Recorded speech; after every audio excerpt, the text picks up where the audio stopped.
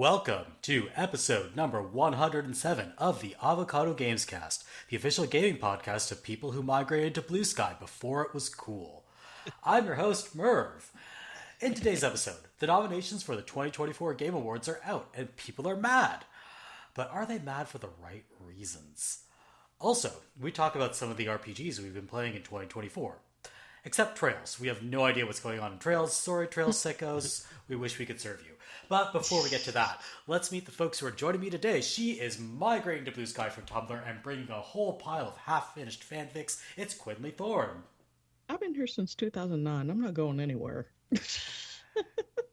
He's migrating to Blue Sky from an old IRC gaming channel and keeps wondering why none of his slash commands are working. It's Captain Blasto. I really wish that IRC was still more of a thing. As do I. And finally, he's migrating to Blue Sky from Discuss and would like to remind us that it's pronounced disgust, not disquis. It's the Kappa. Do you remember when like there was like people were like, we need to get Discus to accept Mastodon links. I was like, the fuck is Mastodon? I don't think people who use Mastodon even know what Mastodon is. It's federated something. When it first started, like everybody was like, no, why can't we use Mastodon links? Why can't we use threads and like all this stuff? And I was like, well, let's just see who wins this before I start bothering them about making something available to us, because now I'm kind of glad I did that. So I think Blue Sky over the past like 3 weeks has emerged the clear winner. Like Threads still has more users, but Threads is where you go if you want to, I don't know, if you want celebrities tweeting the most inane nonsense you've ever seen. Well, yeah, like Discus was like, we can work on basically getting some of these embeds working, and because we were going to stop using Twitter, so I reached out to one of our reps, and he was like, well, he's like, we can work on Mastodon, we can work on this, I was like, I don't know enough about this to really give you an answer, but I'm glad I didn't like make them go work on Mastodon or Threads or something, because now that we've got like one that feels like it might actually win, now I can be like, yeah, you guys do this a little bit easier. Yeah, like now that there is a clear winner, it's good that we're all kind of congregating in the same space. It is a pretty good Twitter replacement. Still needs things like verified accounts, and a few other features, but I think it's on the right track. Does but anybody speaking actually need Twitter? Like, I don't have one. I just left Twitter and then didn't bother. Oh, I was never on Twitter. I'm like new to all of this. Someone just gave me a Blue Sky invite. I'm like, okay, I guess I'll hang out here. I don't actually use it that much. I mostly just post inane video game jokes. But that's, by interaction with social media. Post posts from the site on Twitter. That we had like a bot that would do that for us, and then we kind of like stopped doing that. Yeah, that's right. And people were like, replace it with something else. And we're like, what? And that's kind of where we ended up not really. Well, no, like for the site, I get it, but like just, I don't know. Never mind. I don't think it matters. But speaking of discourse on social media, let's chat about the Game Awards nominations. And I don't want to spend too much time on this because I think there is a tendency to kind of overemphasize the importance of what is really the Golden Globes of gaming, not the Oscars. Yeah, that's a good way to put it. Especially this year, I feel that really strong. Yeah. And I say the Golden Globes not to like denigrate the Golden Globes, but it's because they're the awards voted on by press, and these are awards voted on by press, not by the Academy of Interactive Arts and Sciences. If you want those, go watch the DICE Awards in February. So we're not going to go nominee by nominee this year because I want to go to bed at a reasonable hour. But I think we can hit Game of the Year. See what peeps think that's think. a good one to really kind of have an opinion on anyway. Yeah. So what do we got here? Astrobot, Balatro, Black Myth Wukong, Elden Ring Shadow of the Erdtree, Final Fantasy VII Rebirth, Metaphor ReFantazio. I've played part of one of these games. Of one of these games. I will say that anything other than Astrobot winning is incorrect. It's categorically incorrect. I would be profoundly surprised if Astrobot wins. No offense. I'm sure it's a wonderful game, but I don't see that winning. It's probably going to be Elden Ring just because it was added at the last minute. Like, there's no other reason to add something at the very last minute unless you want it to win. Unless enough people in the game's press, I guess, wanted it to win. I would like Metaphor to win. I can make the emotional argument for Metaphor winning, but we'll see. I feel like if Elden Ring DLC wins, then it's a real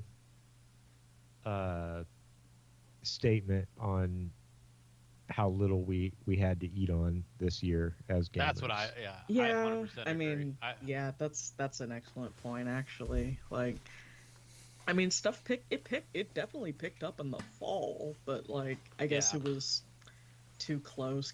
But I mean, at the same time, I was complaining about, the recency bias in these nominees, like mentioning that Balatro and Rebirth are the only ones that didn't come out before June.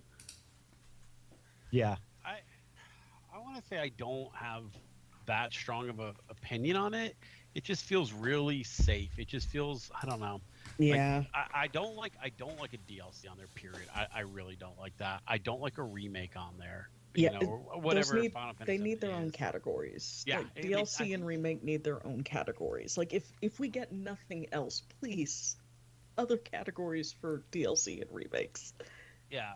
Balatro, I mean, it's fun, it's addictive, but it almost feels like nominating like a mobile game. Do you know what I mean? Like, there's not, I don't know if there's enough there besides just really, really fun game. This is also I think that could be enough. I mean, yeah. Well, we don't have a best game design category, so. Yeah, because direction is for both direction and design. DICE separates the two. How much you hate what game direction actually means in terms of the award. We're always like, what is this?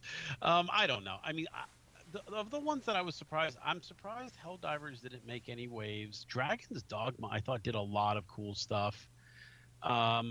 Space Marines, I think Blops and Veilguard came out too late, but I don't know. It's just in general, I think kind of what Quinley was hinting at, and maybe Merve caught on in the pre-notes, is that a lot of the real good stuff seemed to have come in like below the wire, and it's most certainly going to be forgotten about before the next one rolls around. So I think like Rise of the Golden Idol. Yeah, Rise of the Golden Idol, Animal Well, Infinite Wealth, Silent Hill 2 Remake, Frostpunk 2, Tekken 8. A lot of games that... Kunitsugami. Oh yeah, Kunitsugami. That just only got a strategy nod. I mean, I have very mixed feelings on that game, but people loved it. And I think I would not have been disappointed to see it here. I was surprised that Animal Well didn't make it into the Game of the Year conversation over Balatro, honestly. Yeah. Yeah, that is, Animal Well, I think people were so apeshit over it when it first came out. Oh, it's a fantastic game. The conversation just died down. And it's made by one dude. Yeah, I think. Well, Balatro was too, but the issue I think here is that Animal Well was maybe even more beloved than Balatro, but by a much smaller number of people.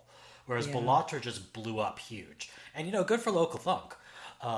But I would like to see Animal Well get some nods somewhere. I think it is up for indie, so I feel like it was a little too obtuse for the gaming crowd at large. Like, critics loved it, but I'll say as a player, like, I was excited to check it out, and I got into it and couldn't really figure out what to do within the first few minutes, and then just bounced over to something else and never really went back to it. And I'm sure it's a great game, but like, I feel like probably a lot of people had that experience with it.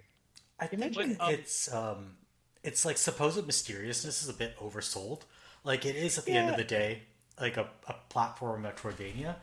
And it's almost like its fans made it seem more intimidating than it is, because there is like this huge mystery layer underneath it. But if you just like reach credits, you'll have a pretty good time. Yeah. So let me ask you this.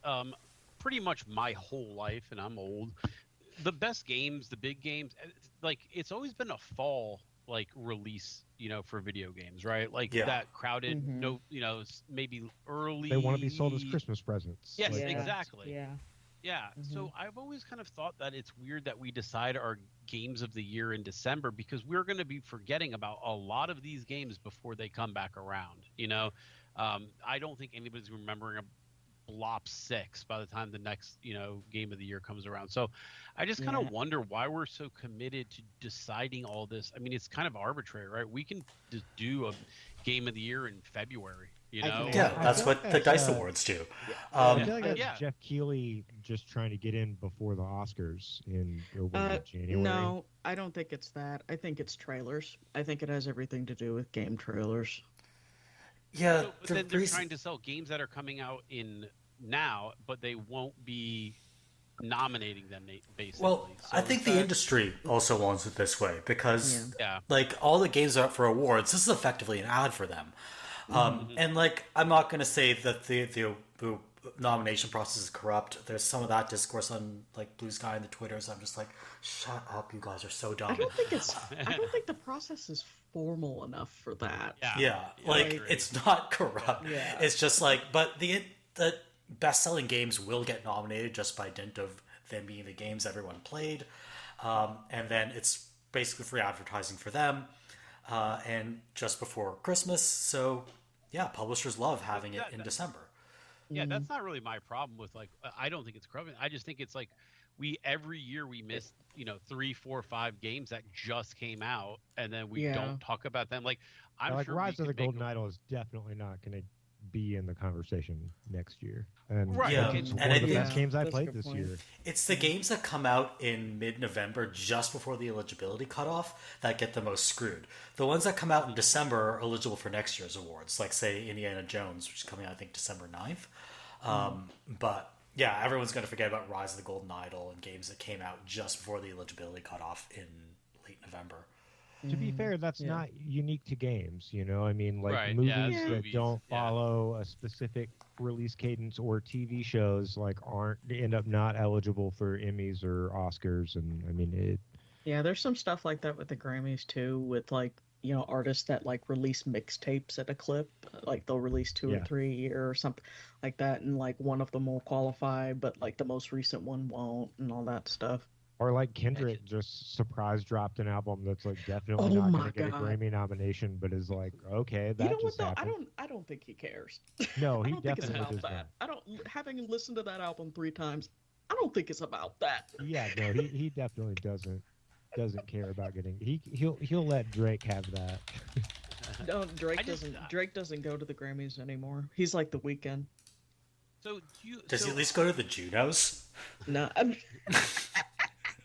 Does he have to, right? Is it like legally bound? They should make it a law. Like, if you are Aubrey Drake Graham or Abel Tesfaye, you have to show up to the Junos.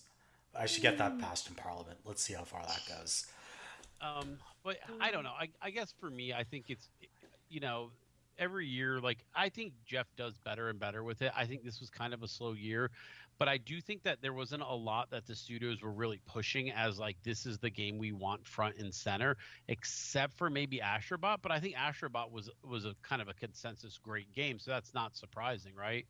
But I don't think there was anything that like, Microsoft or anybody else was like, yeah, you got to get this one out there on the Game of the Year awards.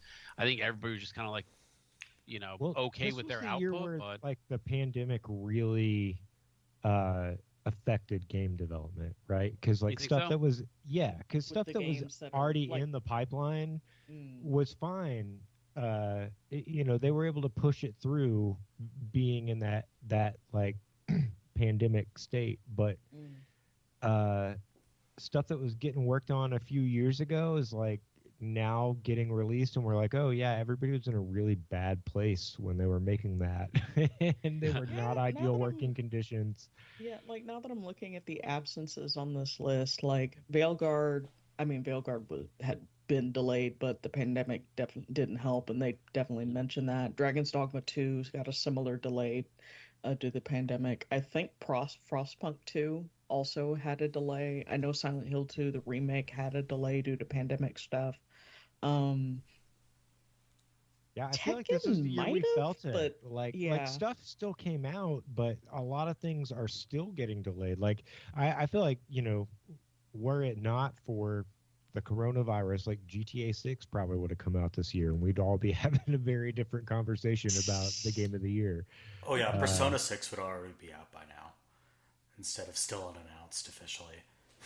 I mean, it pushed so much stuff back that like we're now getting to that point where like everything they could possibly get across the finish line has already come out, and now we're all just kind of waiting for like the next thing, and it's not coming.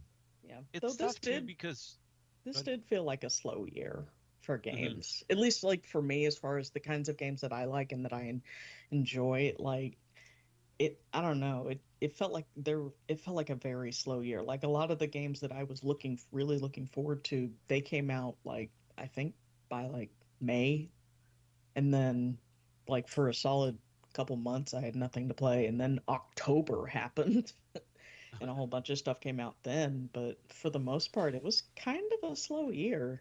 Yeah, and I agree. I was surprised that we got as much as we did from like 2021 through 2023. You know what I mean? But that's just kind of the nature of game development, is that it's they work on this stuff for such a long time. That we were still eating pretty well in the years immediately following the pandemic, but now we're really feeling the effects of like what was being worked on during those years. Yeah. And I really think too that some of the stuff that I thought was borderline, I'm just wondering, like Helldivers feel like it made a big splash, then kind of obviously had its ups and downs. Space Marine, I think, has gotten a lot of credit for being a very, very solid and fun game, but it just doesn't seem like the kind of game you give awards to, if that makes sense. Yeah, same with Dragon's Dogma too. Like, and I say that as somebody who genuinely enjoyed that game. Loved it. That is not game of the year. Yeah, that's not a game. It's not a game of the year game, but I enjoyed. But like the pawn system and like all that stuff. Like to me, it's cool. This is where a game design category would do very well. That's what that would be for. It hurts me more to see those types of games missing from this when we've got Final Fantasy VII Rebirth and a Elden Ring DLC on there. Yeah. I guess that like I get making way for great new games, but it doesn't feel like that's what this was. Well, and I think something, since you mentioned Final Fantasy VII Rebirth, like Silent Hill 2 Remake didn't get Game of the Year, but it is up for a couple of other awards. Like I think Art Direction, and then Best Performance for Luke Roberts. And Best Narrative, which is very funny because that story was written previously. And like the reason I think it is like kind of really important at the very least that we get a remake category is because, like Resident Evil 4 before it, like I don't want it, like with Silent Hill 2 in particular, this remake, like Blooper Team, they were saddled with what was arguably an impossible task for any studio, much less one with their specific reputation, and they defied all expectations and made a really great remake. Didn't they famously have a quote that was like, Blooper Team, we're done making shitty games. We're done making shitty games. That was actually pretty funny.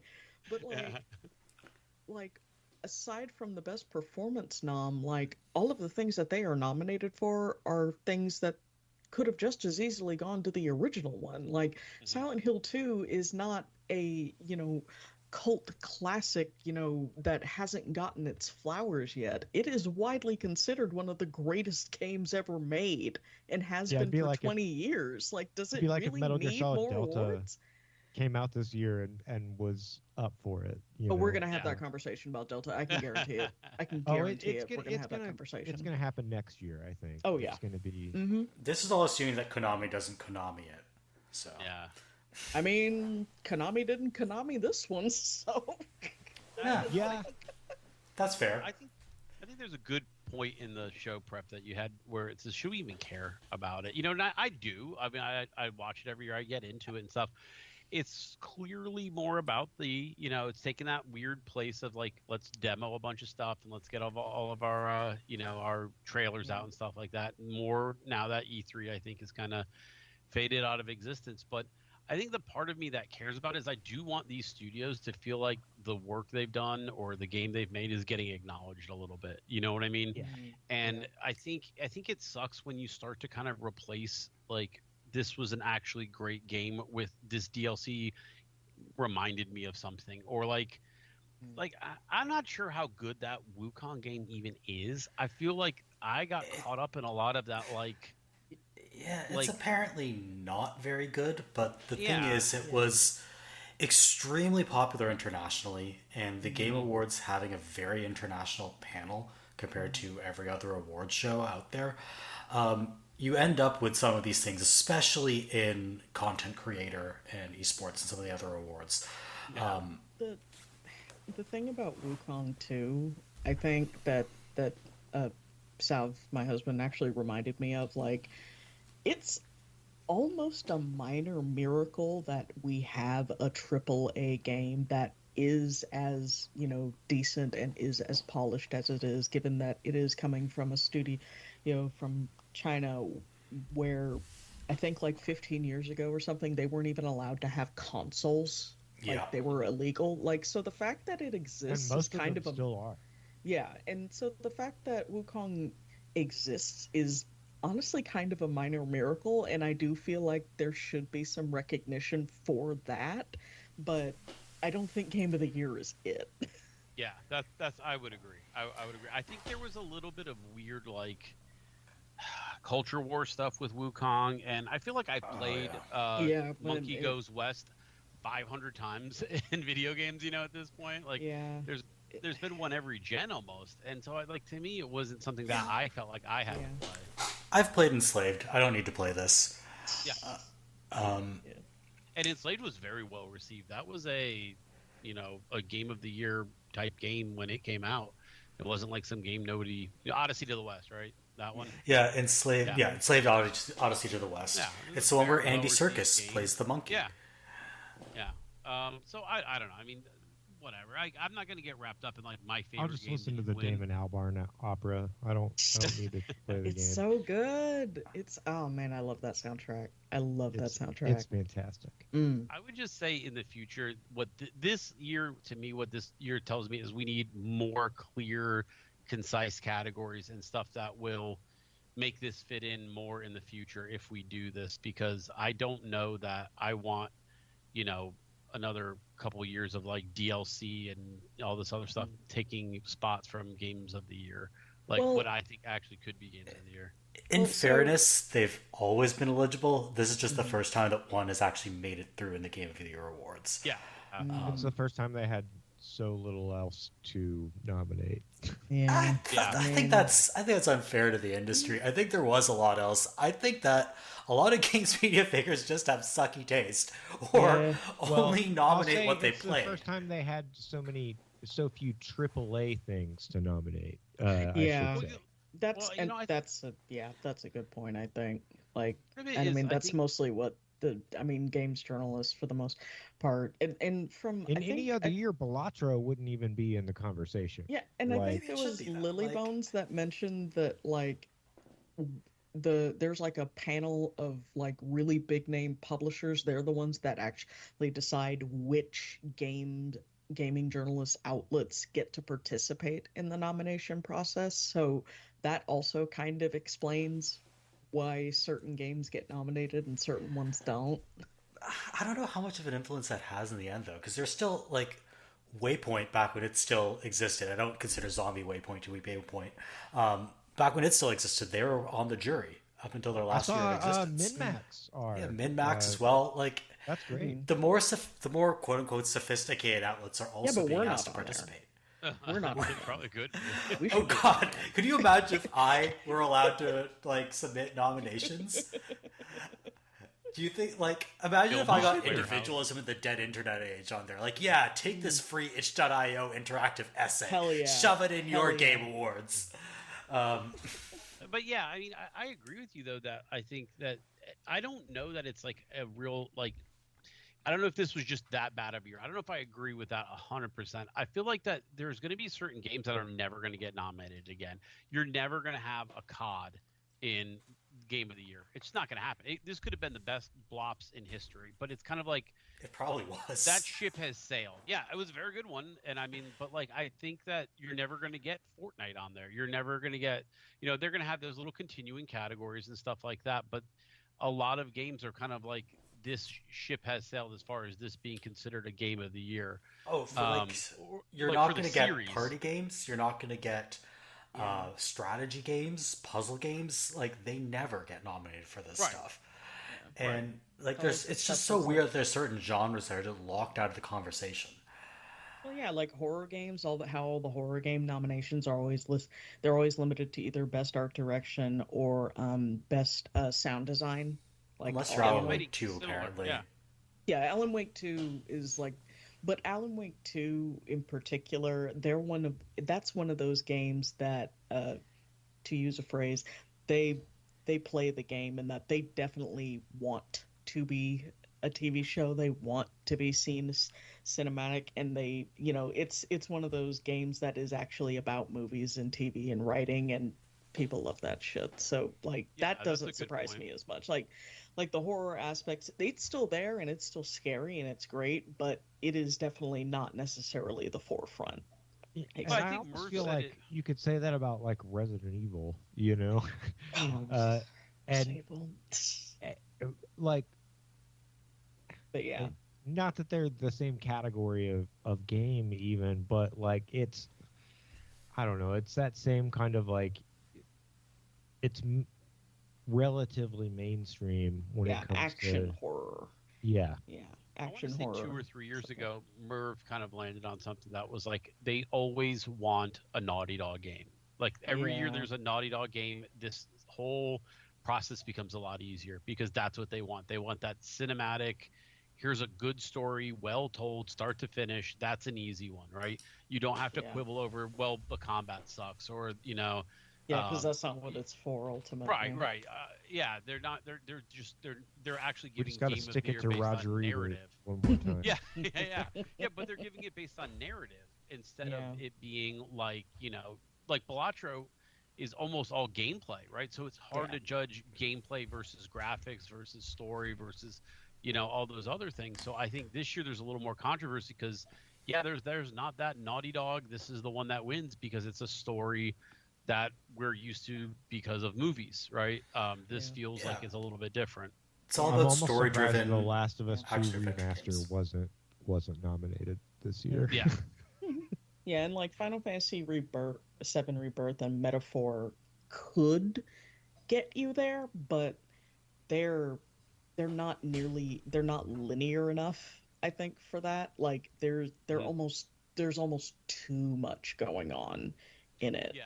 I'm saving my Rebirth commentary until we get to RPGs because it's literally the only one I played this year, but I have things to say about that game. That's fair.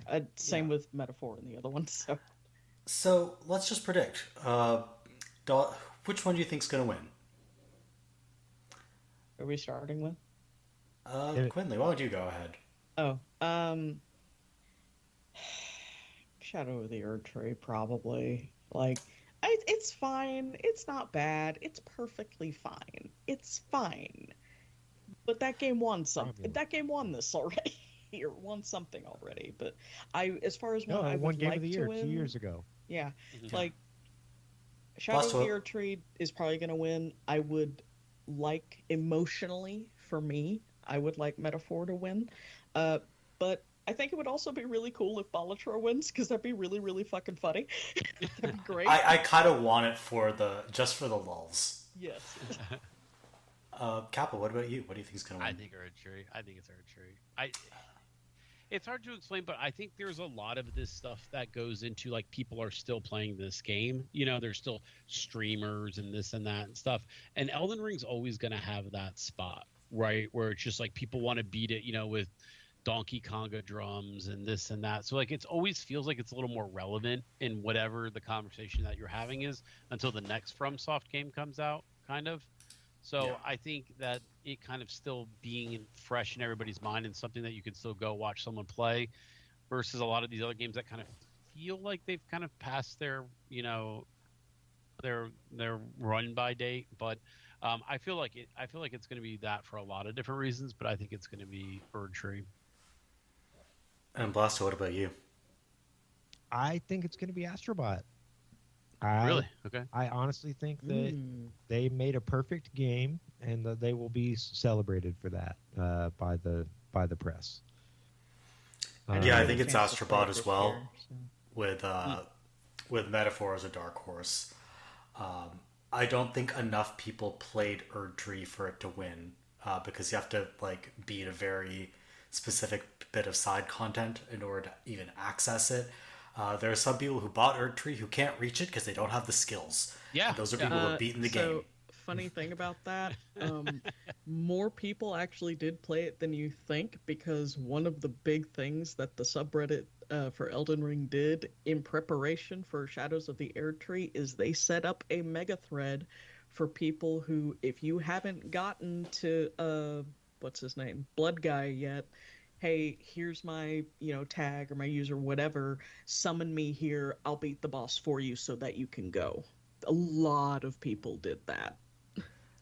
Yeah, I've always had like Reddit users are a small subset of the players, right? Come with me this on kind this of conspiracy game? real quick, Merv. I've always, how dead internet theory is a thing. I've always kind of thought maybe there's something similar going on with a lot of the FromSoft games, because I have 3 or 4 friends who are vehemently these are the best games ever, right? But then I go check their Steam achievements, and they've only beaten maybe a third of the game. Do you know what I mean? And I'm are these people actually saying they like the idea and the concepts, but they're not actually playing it, or is it just if you ever want to see the reality of how many games actually get played, go look at the percentage of people that have trophies for completing the game. That's what I get now. Yeah, it's 30% at best most of the time. I think with the Elden Ring, it's vehemently FromSoft, and I think none of them have that completion. And I think honestly, I think it's a bragging rights thing. They probably don't think that anybody is gonna check. Frankly, but the fact that you did, the next time they say that, I don't want to play a thing just to say that I was capable of doing it. Not everybody. I didn't finish Elden Ring. I will fully admit that I did not finish it. I got fatigue. I got tired. I watched my husband do it. But I haven't earned it's a still single fun. trophy in that game. I just got tired. I played probably 4 or 5 hours. Haven't earned a single trophy. Haven't made any measurable to be fair, progress. There's only 6 trophies, and they're all story related. But that's not saying. It's just not my thing. People don't enjoy the game. I think people enjoy the game, right? But I think the average person gets to a certain phase and okay, I'm good, because that's where I got with Dark Souls well before this was kind of a thing, and so I just wonder my dead internet theory kind of thing is I think some people like the concept of these games that are really hard. I think some people like watching other people play these games that are really hard, but I wonder how many people really, really, really want kick the crap out of you, games that they're going to actually play start to finish. I'd just love to know the actual answer, I guess. FromSoft streams of FromSoft games and FromSoft content creators, those videos do numbers on YouTube. So you could very well be right. But that's like me watching the dunk contest at the NBA, but you know what I mean? Shooting free throws in my front yard. It's I beat this game using a stick with a pot on my head, naked, only using this one rare build, right? People love that shit. 100% agree. But then I don't know that I've seen many FromSoft videos that are hey, here's the right way to just do this boss with normal gear. It just seems everybody wants the dunk those contest. Exist, but there's plenty of there's also a lot of cheese strat videos as well. Cheese strat videos are so great. I could never get past the whole. What was that quote that was it saddens me that you don't know the difference. The guy who cheated. Oh yeah. Past of our... I think we've referenced that on the podcast 18 times. I said it to you once. I was it saddens me, Merv, that you don't know the difference. Yeah, because I turned on cheats in Sekiro because I Oh, dude, I cheat all the time. So I didn't like that game. I don't think FromSoft makes good games, but we don't have to get into that. Let's talk about games we did like. Yeah. Okay. Let's talk about the RPGs of 2024. just one last thing on the Game Awards. Yeah. We are at some point next year. I promise we will cover the Dice Awards in some capacity because I keep complaining about the Game Awards. We should probably cover something that we actually think is the real Oscars of gaming. So we're going to cover them in some capacity next year. Yeah. But moving on to the RPGs of 2024. A lot of RPGs came out this year, some late last year as well that we're going to talk about. And I thought it'd be a good idea to just kind of take stock of what's going on with RPGs in 2024. I'm a big RPG fan. I know Kappa and Quinley are big RPG fans. Blasto, I think you like RPGs as well. Oh, yeah. Well, let me ask you something. Do you think this is like RPGs of 2024 in the shadows of Baldur's Gate, right? Like, is that kind of like the feeling you had too? Like, I didn't play Baldur's Gate 3, so I don't feel this at all. Come on, man. Really? Okay. I'm a hipster. Really We've been over this. I don't pay attention to anything. You can't just do this off top, dude. No, I know that there's been discourse about Baldur's Gate 3. I know that Shadowheart or whoever she is exists. And there's someone named God, who's that like Neil Newbon guy that everyone likes that he played? Oh, Asterion. Asterion. Yeah, I know Asterion is popular. I don't really know anything else about Dragon Age. Baldur's Gate 3. So I'm not really interpreting anything that's happened in RPGs in 2024 in light of Baldur's Gate 3 or in the shadow of it. And I also know that all these games were in the can long before Baldur's 3 came out, so it's not like they've been influenced by Baldur's Gate 3. And I think we'll see the Baldur's Gate influence 3 in the games that come out in like 2028. Yeah. More from what I'm going from is less the games themselves and more like the discourse or the discussion around them. Yeah. Or kind of like, it's very hard to escape right now when you're talking about any RPG online. Well, yeah, but Baldur's Gate, you know what I mean? Is very, it just sucks. Oh, we'll get to that out of the room. With Dragon Age. Yeah. Let's go chronologically, and let's start all the way back actually in December of last year with Warhammer 40k Rogue Trader. Excellent example for me. Yeah, I think you'd been.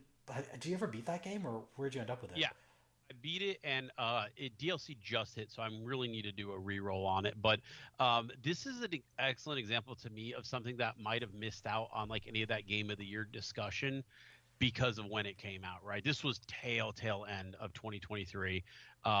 And at least the narrative and stuff. Now, Warhammer's kind of having a moment right now, right? For sure, we can definitely say that. Oh yeah, Space Marine 2, bolt gun. Yeah.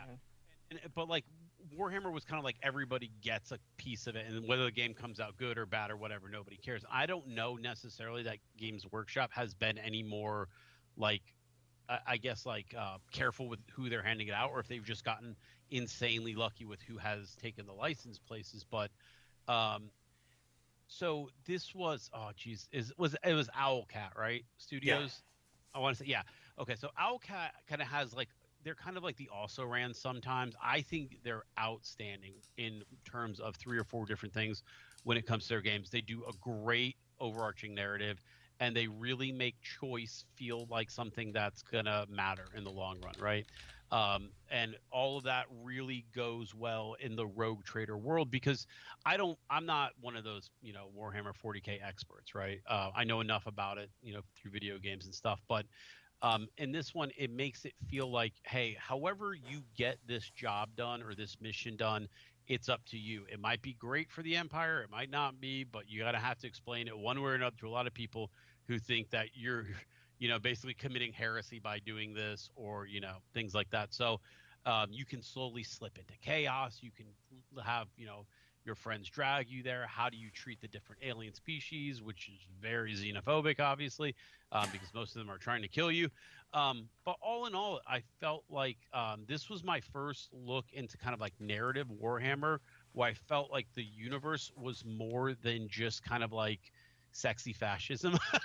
Kind of like there's a little bit more to some of the stuff that was going on, where your decisions showed that like there's a reason that people have a blinding, unfailing love for the Emperor, because the second they start to doubt it, things creep in on the seams and stuff like that. But I really think that Rogue Trader is probably my prime example of nobody talked about it because everybody was talking Baldur's Gate. It came out at that time where people were still kind of discovering a lot about BG3. A lot of, the talk around it was what it wasn't, which wasn't, Baldur's Gate 3. People were comparing the companions to Baldur's Gate 3 everywhere. So I think this was a victim of timing more than anything. But I'm hoping with DLCs, and especially with kind of like how Warhammer seems to kind of be cyclical with like, oh, people remember this was actually a really good Warhammer game. I'm hoping this one kind of stays on top of mind for lots of different reasons. But I think it was Owlcat's best RPG so far. I was partial to their Pathfinder stuff more than most people, but I think it's easily their best by far, and it might be my favorite Warhammer game that I've played start to finish. So it definitely felt like Lost in the Shuffle type stuff, but I really hope that it kind of has some kind of like, Game Pass Second Life or something like that. Do you think that Space Marine 2's popularity drew attention back to it in some way? No, only in one way, because I feel like Space Marines. Okay, so I feel like Space Marines competition was Helldivers. I feel like that, like how I'm talking about Baldur's Gate with Rogue Trader. I feel like that was Helldivers and Space Marines, where the very second they nerfed a gun in Space Marines. Well, it was actually more like a roll dodge, but whatever. Everybody was like, "Yep, Helldivers 2, here we go again." It was like people could not wait to be like, "Yep, here we go." Yeah, down the shitter, throw it away. Game's awful, And then then I started to be like, okay, so, I've long wanted to figure this out. Like, I think this might be like good, like anthropological study or something. But like, have you ever thought about like how like entire communities of gamers will migrate from game to game based on kind of like what the newest, latest version of something is? So like for me, it was like EverQuest to like World of Warcraft to like, like all these little MMOs that dotted it. But I'm generally making that move with like an entire community of people, right? I feel like that was almost like one for one what happened between Helldivers and Space Marines. Everybody went from Helldivers to Space Marines, and then look through that lens of like, what does this do that Helldivers didn't? Whereas I think you really should have looked at it from a Warhammer lens, because Warhammer's had some ups and downs, obviously, right? But this one's a really successful one. Very fun game. Good progression. I still load it up from time to time, which I definitely don't do for Helldivers anymore. So yeah, I actually moved Helldivers off my solid state drive to my hard disk drive to make room for Veilguard, because I was like, I'm not really playing this anymore. So, yeah. And sometimes it depends on your friends too, right? So I mean, like whatever the friend group is all into that week, but I definitely started to feel that, and it's been painful for me because I've been playing a lot less Destiny lately, which sucks, but there we are. So making time for more stuff. I think Rogue Trader would really benefit from people hearing that it's a very classic RPG and it doesn't have to stand up against Baldur's Gate 3 anymore in comparisons. I think that if that starts to happen a little bit more, I think it'll start to pick up a little bit of a second cult style life for what it was. A very, very, very good RPG. Yeah, I'm glad to hear it, and I'm glad to hear that like Warhammer seems to be, between this bolt gun and Space Marine 2, seems to be having a little bit of a renaissance. So don't they have a show coming out with Henry Cavill executive producing? That's kind of an interesting story, because I've heard like this is like his labor of love. This is what he's always wanted to make and stuff like that. And he got a lot of rumors about him being difficult to work with on Netflix. Now, depending on who you want to believe, he was like, this show is not, whatchamacallit anymore. It's not Witcher. We're taking it in too many weird directions. I don't like that it's becoming like more of a Game of Thrones political thriller, and we're not doing any monsters anymore. A nerd smurf. Yeah. Yeah. So that's what his, standpoint is. But I think that, definitely in Hollywood, you get that label. It can be hard to get projects off the ground. But I'm really hoping that he's able to get something with this Warhammer idea off. So I guess we'll have to wait and see. Yeah. Hopefully that turns out great. next RPG on our list is Final Fantasy VII Rebirth, which Blasto, I believe, have you beaten it? You've been playing it, right? Yes, I did beat it shortly after it came out. Like I plowed through that game immediately. Oh wow! Have any of the rest of you played it, or have we all been observing it from afar? No, I haven't. But I'm waiting probably for like a. From far. I watched the Thor high heel video that he did about it, but that's about it. Wait, Thor did a video about it? Like a compliment. Yeah, he did a video. They did a video about it. I want to say like May-ish. You know what? I probably watched it and just forgot. So yeah, it came out on Leap Day, which means it doesn't actually exist. Like Jerry Gergich. Yeah. Wait, was Jerry Gergich born on Leap Day? Yeah, that was one of the many things that made him a miserable person of a character. Okay, I've forgotten all the they did like Gary / Larry Gergich lore episode. I think where he like turned technically 18 because he'd only had so many birthdays. Like one birthday every 4 years. Yeah. Jesus. So, Blasto, how did this game work out for you? What did you think of it? I initially loved it, and I would still say from like everything that makes a game good for me, like the narrative, just feeling into it when you're playing it, like that's all still there when I revisited it recently.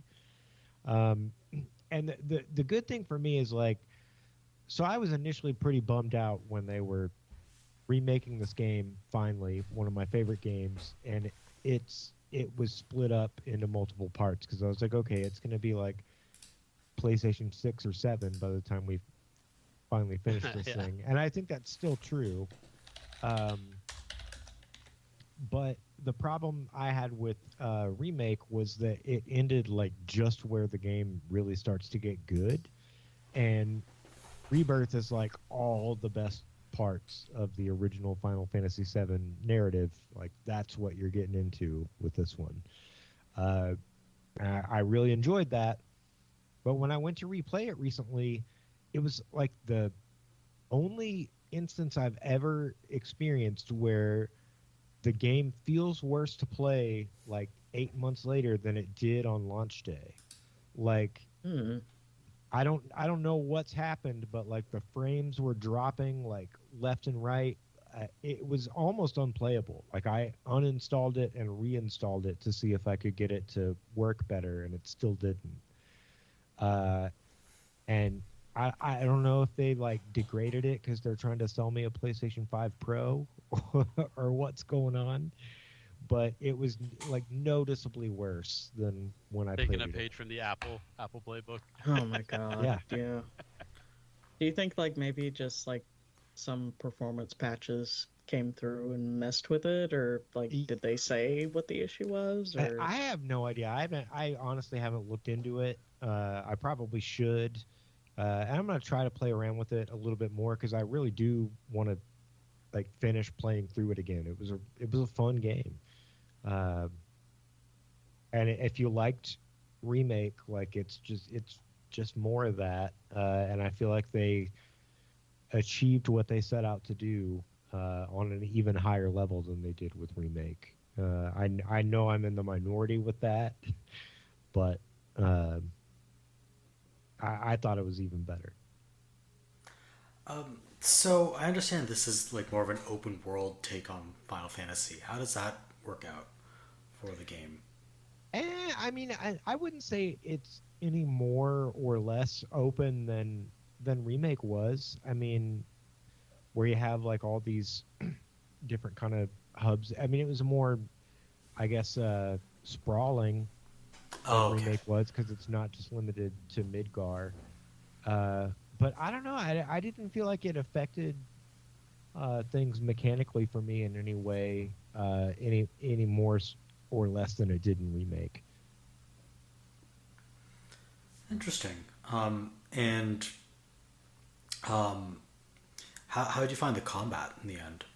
Like, I thought it was great.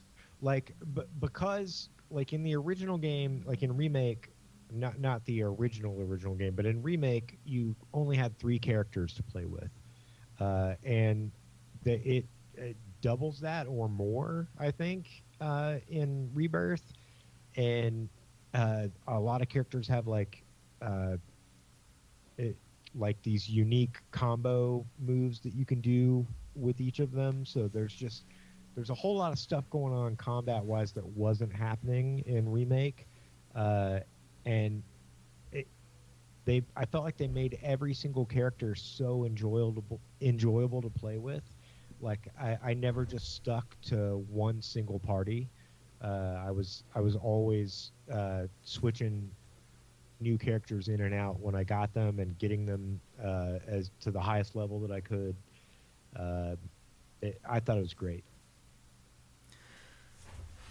Yeah, that's really neat that they managed to take like the turn-based combat of Final Fantasy VII and then just kind of transfer the unique attributes of the characters over to a more action-style gameplay.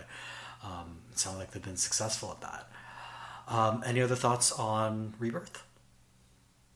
I mean, for me, I think that's pretty much it. You hit the nail on the head. Like it still somehow feels like the original game when you're playing with these characters, even though the style of combat's very different. And I feel like they've made everybody happy here. Like people who really loved the original game and people who want to play a more modern style RPG. Like I don't see how like either of those groups would have any complaints. Speaking of more nostalgia bait, let's move on to Eiyuden Chronicle 100 Heroes, a spiritual successor to the Suikoden series made by some of the same people. So, Quinley, I think you've played about half of this. I beat the game recently. I have not played half of it. Like a quarter of it? A third of it?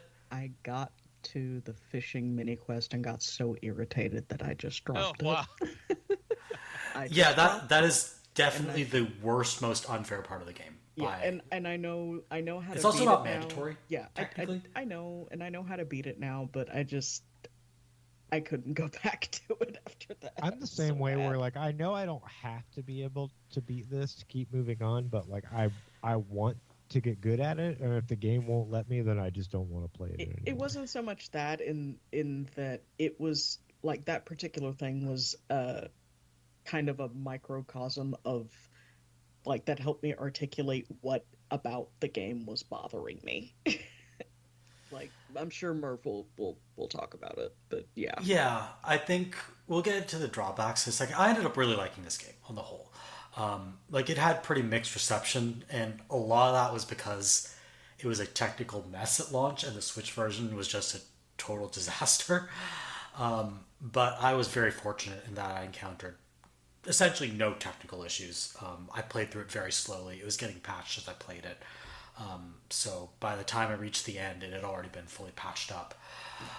So this is very much a throwback to PS1 and PS2 era RPGs. It's even got like sprite, like it's got that HD 2D kind of thing going on where you've got sprite characters in a very like, I don't know, painterly kind of 3D world. I think it's charming.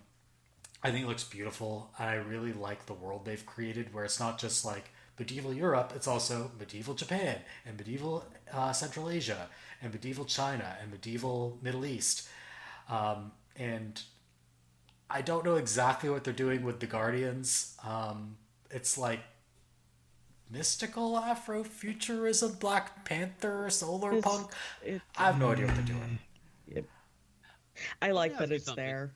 I'm glad that it's there, but like, I don't know. Yeah, it's very much like very... I don't know what this is, but I'm just gonna roll with it. Yeah, again, I'm glad it's there because it didn't have to be, but also it was a little perplexing.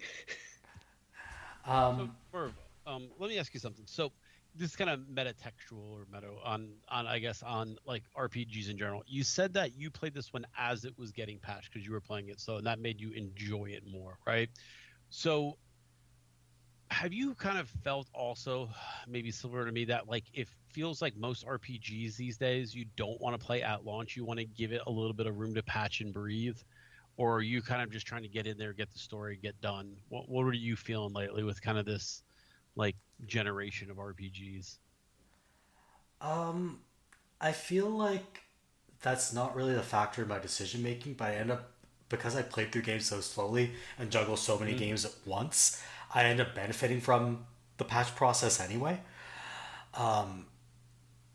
I would Like say, kind of, go ahead. like, I don't really binge games anymore. I used to. Like I would go through a game at launch and I would just like get through it as fast as possible, and then I beat it, and then 3 days after I beat it, the second major patch would come out.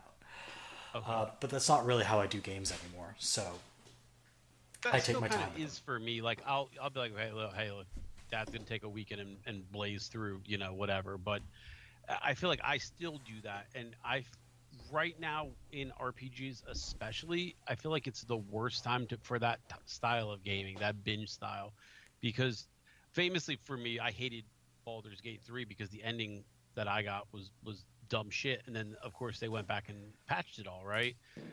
So I just wonder, like, if more and more people are kind of seeing RPGs as wait for the game of the year, the complete package or something, and that might be a little bit thing that's going on. But I don't know if it was just me or if that's kind of a widespread feeling, I guess. Yeah, I don't know. I think people just get burned every time. Like they're excited to play something, like they were with Eiyuden, and Hmm. then when it came out and like cooking battles were completely broken, certain items didn't work like they were supposed to, certain like there's certain like progression bugs involving certain characters that became unrecruitable. There were a lot of technical issues with the game that they Hmm. discovered because they were so eager to play it and so and were even like Kickstarter supporters. So the people who supported the game from the beginning ended up being the ones who got the most burnt. That So sucks. yeah, I mean that's how it goes, I guess, with any Kickstarted game. If you play it right at launch, you're going to get all the bugs. Then again, I also kickstarted The Good Life by Swery. I didn't play that at launch, and when I played it, it was still broken, unfun garbage. So sometimes waiting doesn't even help. So yeah, I really did enjoy this game in the end. I thought it was fun. I love the combat system. I enjoyed the main trio of characters. I think they're interesting. They're well sketched. I enjoyed the dungeons. Specifically, the last few dungeons are actually really, really good. And it's a shame that the game kicks off with by far its worst dungeon. Not like the first tutorial dungeon. Like the first real dungeon is by far the game's worst dungeon. Is It it sucks so is it the much. mines or Yeah, the the? mine sucks. Oh It's my by far the worst god! dungeon in the It entire is game. such a slog. It's a slog. Ugh. Every other dungeon is like there's no other dungeon that is bad in the game. That is the only bad dungeon. That dungeon is garbage. It should not have led with. They should not have led with that dungeon. Okay, well that's good to know at least. Yeah, I almost put the game down after the mine. I pushed through the next dungeon. The dungeon that everyone said they hated, which is the trials or whatever it's called, the one that you go through that the guardians lead you to. Yeah. And I really liked that dungeon, and I was like, why does everyone hate that dungeon? And I looked it up. They're like, oh, it's a puzzle. I didn't know how to solve it. I'm like, you guys thought this was a puzzle? Sorry. Like, I don't know how to say that without sounding like I'm bragging. But did I did not find that dungeon difficult. I don't know what everyone was talking about. I was very confused.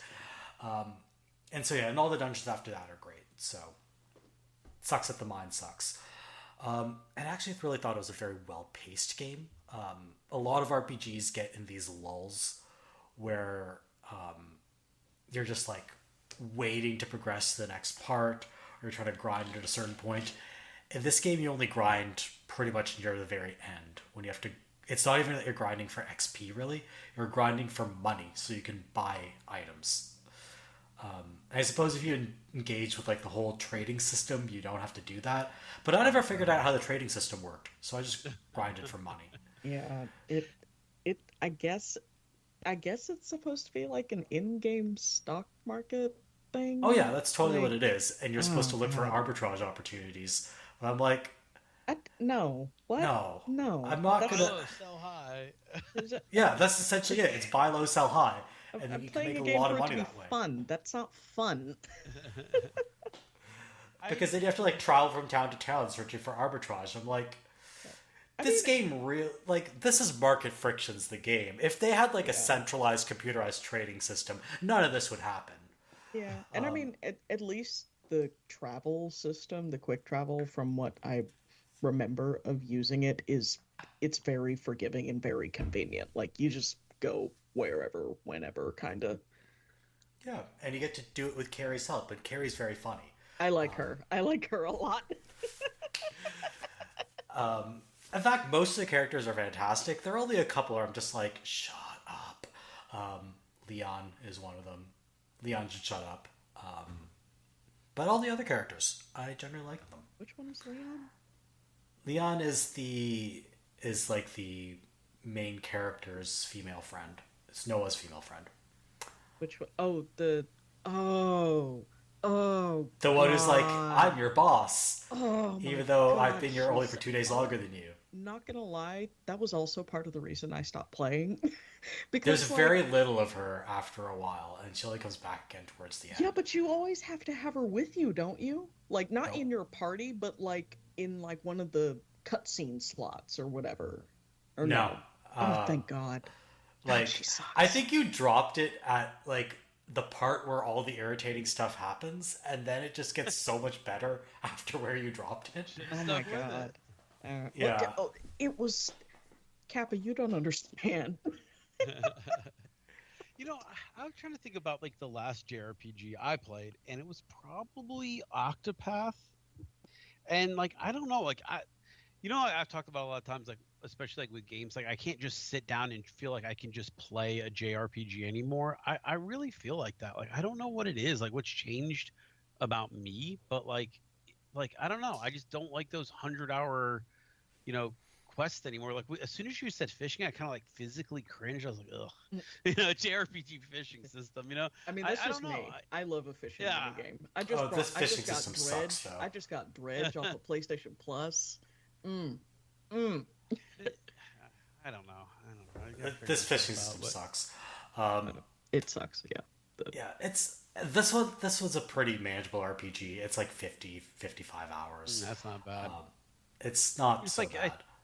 Like, as soon as like there's a fishing system and a card game and I'm like, oh Jesus. And the card game's actually fun. The Beyblade game, not that fun. It's very stupid. There's a card game. The card game is great. There's a card game. There's Beyblades. The Beyblades are garbage. Yeah, you can just run around beating up kids. There's like probably like 30 hours of good story, and then like the rest of the time I'm like fishing to get like the one drop from fishing, or like Beyblading. The fishing minigame is okay. Here's the thing: the fishing minigame is basically useless. You can use it to get fish to cook certain food, but you could also just buy fish, so it's stupid. Oh my God! But like, you need it in order to unlock part of town development. Yeah. Because you need to get a specific fish to recruit a specific person who allows you to build a specific part of the town, and there are like 5 things after that on the town building tree. And that's why you need to fish. Otherwise, you could play this entire game without fishing. Yeah, like if it was like on its own little isolated part of the building tree, like for your hub area, like that would make it so much better. But the fact that you have to unlock that to get to everything else behind it, like, because you need it to unlock what, like the horse racing or something, or the spa, or I can't remember, but they're like the guild. You needed to get. Oh yeah, the guild. Yeah. So there's an entire mechanic. The guild makes getting materials for the town so much easier. Otherwise, you'd be grinding. And that's locked behind fishing. And it's locked behind fishing, and not only fishing for a specific rare fish that is only available in one location in one dungeon. Fuck that. It's the stupidest part. And it's not even at the beginning of the dungeon, right? It's it's right at the end of the dungeon as well. It's like, it is by far the worst in a game that I otherwise thought was really good. This is by far the worst game design decision of 2024. I do not understand why they did this. It's so dumb. Like if it were not RNG, if you went to that spot and definitely got the fish, that'd be fine. I had to go in and out of that dungeon 4 times to get that frickin' fish. Wait, it's Marv? RNG? It is RNG. Oh my god. You know, you just convinced me. You didn't want to play this game. Yeah. That's the worst pun I've ever heard, but I agree with you. Yeah, like that is by far the worst thing about this game. I was really annoyed by it, and it's only having enjoyed the rest of the game so much that got me through that very, very strong annoyance. But this game also has a bunch of land-dwelling sharks who speak like pirates, which is very charming. So, yeah. there are good parts and bad parts. But like to get into some of the drawbacks, the story's just really not that deep. I hesitate to call it stupid because I don't think it's a stupid story. I think it's just a pretty generic story. And like it even has some pretty sharp observations about geopolitics and how tyrants rise to power that I think are, let's say, more relevant than we might like them to be in this day and age. Yeah. But like beyond that, I just don't think it's very thematically deep. And also, this game is just way too beholden to classic RPG design where it didn't need to be. Like, it's okay to have a quest log, guys. It's not going to break your game. Oh yeah, you got Yeah, that was honestly that was bewildering to me. Like, I had like a notes page in my notes app. oh my god, just yeah, I was just I have keeping to. notes in my Here's phone. how you recruit X, Y, and Z. Yeah. So I shouldn't have to do that. You should just like give me a quest log, tell me how to recruit everyone, like make it a little bit more accessible. Yeah. And like for me, that's kind of the other thing that can like take me off a game. If I get to a point where I'm not even like towards the end. It's one thing if I'm like towards the end and I'm just trying to get everything. But like if I am not even halfway through the game and I'm already having to look something up on how to get a specific person, at that point I might as well just play with the walkthrough, and I don't like having to do that on a first playthrough. Like, your game should be legible enough that you don't have to do that. Yeah, I think the counter argument that people will make is that you can go through the main story without ever consulting the walkthrough. But it becomes so much harder if you go through the main story without doing any of the side stuff, because then you're missing major mechanics, especially in town building. Yeah. And you're missing a lot of characters that can make certain dungeons a lot easier. Yeah. So it's just playing the game at maximum difficulty and then grinding, and it's just unfun. And the game doesn't really, because it's paced the way it is, it doesn't really encourage you to go back to previous areas, which is actually how you recruit most of the characters. So it's just not set up in a way that encourages you to play the game in the way that makes it easiest for you. It's actually set up in a way to make the game maximally hard. When you can simplify your life if you go off the beaten path and kind of disobey what the game is telling you to do. It's weird to hear that, because city building is 100% my jam in an RPG, right? Ever since Breath of Fire, right? But to hear it locked behind stuff that isn't directly related to city building feels very frustrating. That would be tough for me to deal with.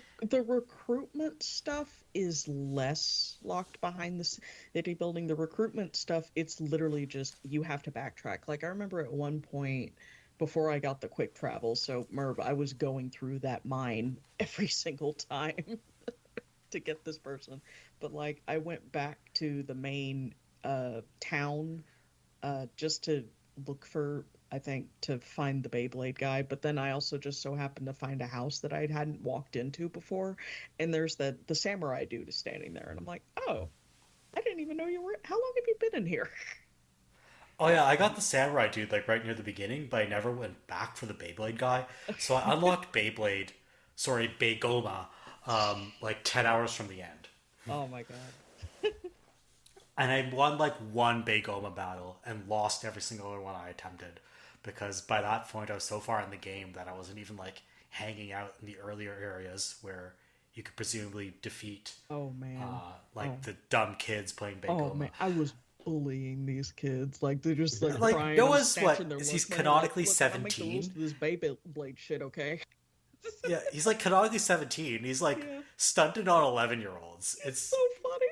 It's great. Same with the card game. Yeah, it's like when you remember like your local comic or card shop, and they would have like Pokemon card tournaments, and it'd be like 8-year-olds, and then like the one 22-year-old who like just graduated from university but doesn't have a real job yet would show up and like freaking destroy these guys. Yeah, that's the guy you recruit. He rules, by the way. He's awesome. I love that dude. I don't think I ever actually recruited that guy. Oh my god, he's so funny because like Noah at one point, like after you do the stuff to recruit him, and because you have to beat him once, and then you get to build the card house or whatever, and like Noah's like, so about these cards, like the way that you play them and stuff, you're really into it. Do these cards have like a secret hidden power or anything? And the dude literally looks at him and is like, what? No, don't be stupid. It's just a game, man. That's no, I think I lost that guy. Yeah. So I thought you were talking about Dr. Cock or whatever the guy's name is. No, I don't know who that is. I'm talking about just Dr. Cork or Dr. Cock. What? I forget if he's named Dr. Cock or not.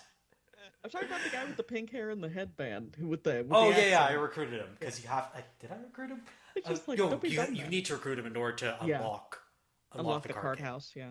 Yeah. Okay. Yeah, I did beat him then. Yeah. Okay, I did recruit him. I just didn't recruit Dr. Cork, who I believe is the Begoma master. Oh, yeah. I didn't get that far with the Blade stuff. Yeah. You gotta find a lot of tops. Like, it's hard. Like, you have to go out of your way to find them, too. It's so annoying. Unfortunately, most of the characters are bottoms. Anyway, enough about... Top shortage. How was my pun bad?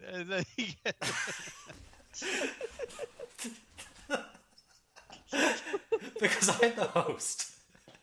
That's why.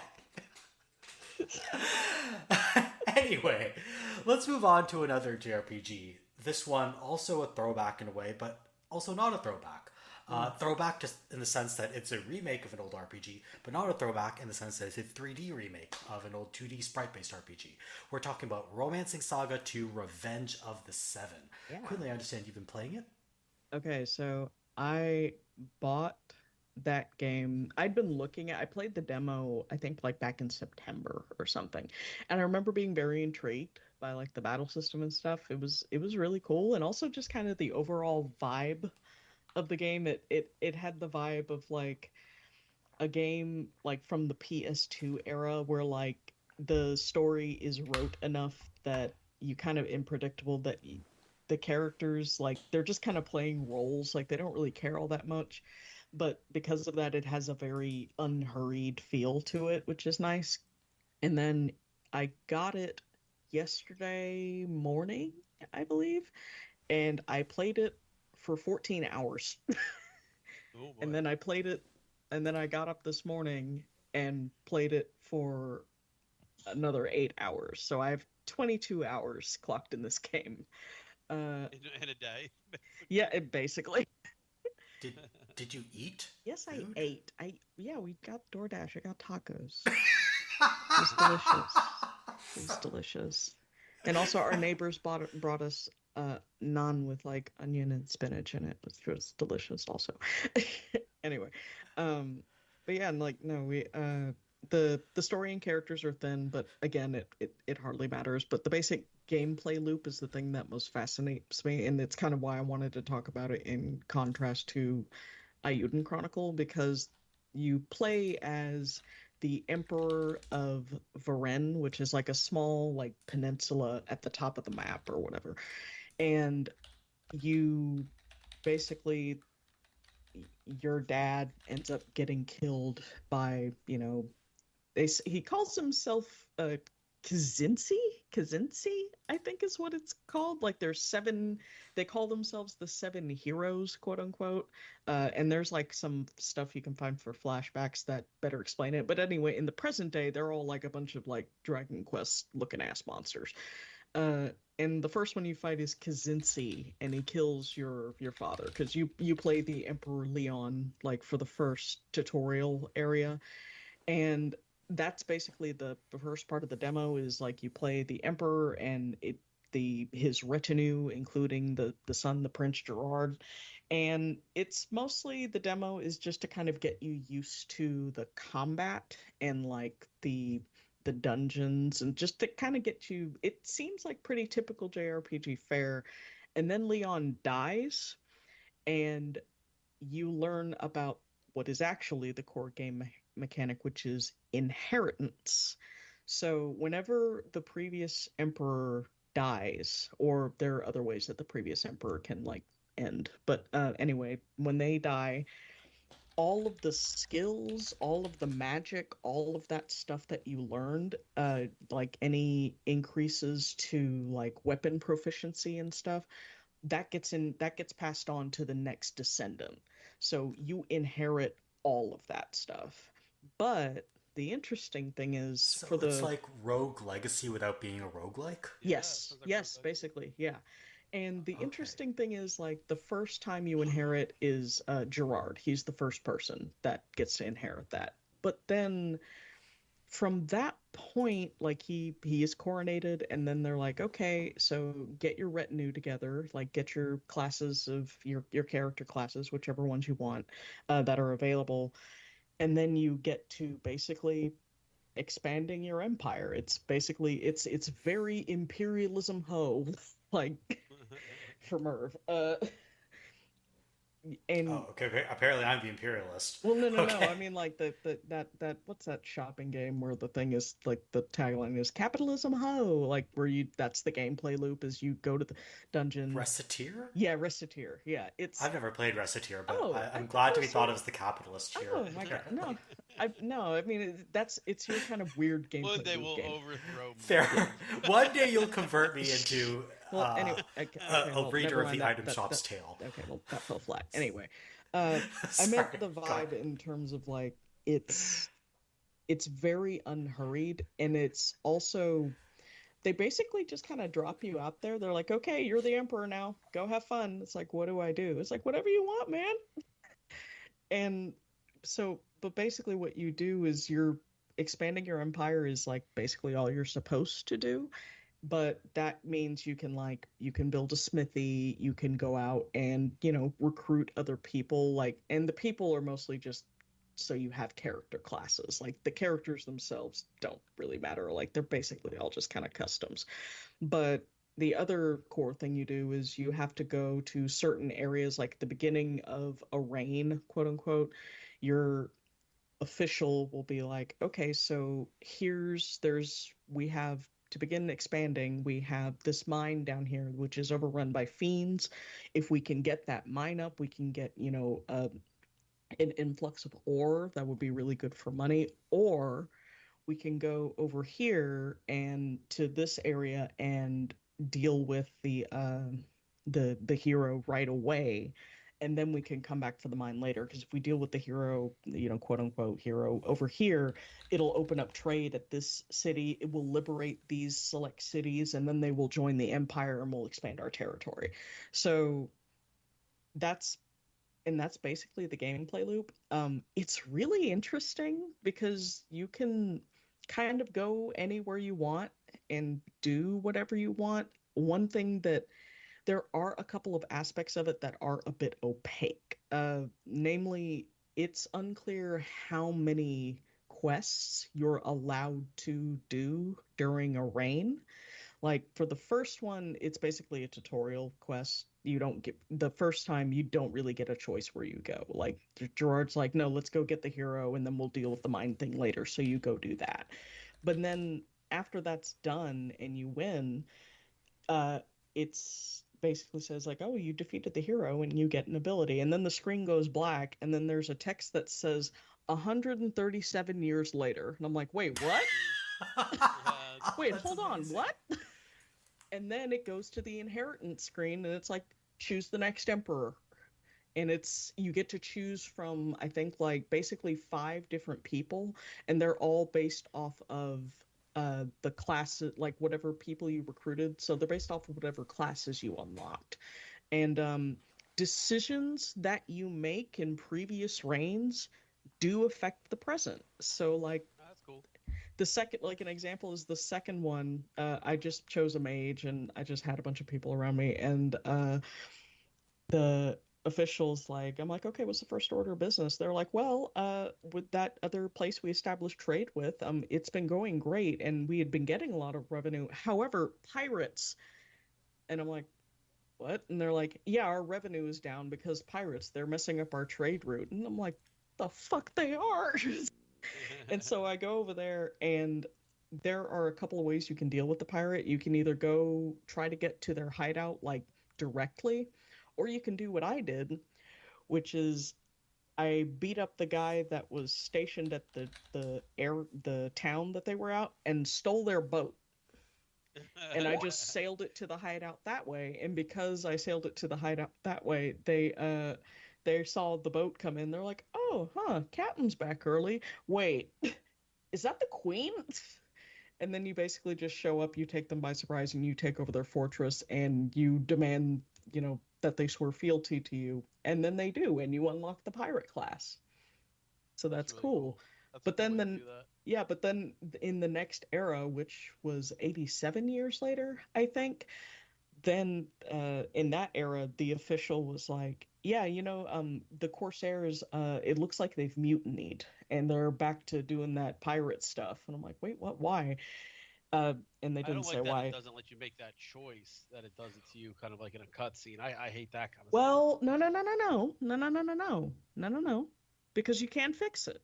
It's like, hey, it's been 87 years. And they're like, yeah, they've mutinied, so you need to go deal with that. And the interesting thing is, because this faction has mutinied, I no longer have access to that class. I have to go deal with that if I want that class back. And I just did that. But it's really interesting. It's unclear whether you can do like 2 to 3 major quests and then it skips, because sometimes I will just do the one thing and then it'll skip like 100 and something years. But the progression is really cool. The combat itself is mostly typical JRPG fare, except that no characters have levels. There are no character levels. Everything is based... Is it action or is it turn-based? It's turn-based, and all of your levels are based on like the weapons that you use the most. So you have weapon proficiency levels. And one of the more weird parts of the game is how you learn different skills, which is they have something called a glimmer, which is basically during combat, if certain conditions are met, no, they won't tell you what those conditions are, your character will kind of have an aha moment and will do a different move other than the one you selected. And the only way that that is possible is it will have like a little light bulb next to the move when you're going to select it, and the brighter the bulb, the higher the chance it is that character will have a glimmer and learn a new move. Spells don't work that way. Elemental spells, you just level them up and you get new stuff. But it's very unclear what causes the glimmer. It's unclear, because at first I'm like, oh, well, maybe it's based off of weapon proficiency, because you do have to have at least one level in the weapon you're using to unlock a new move.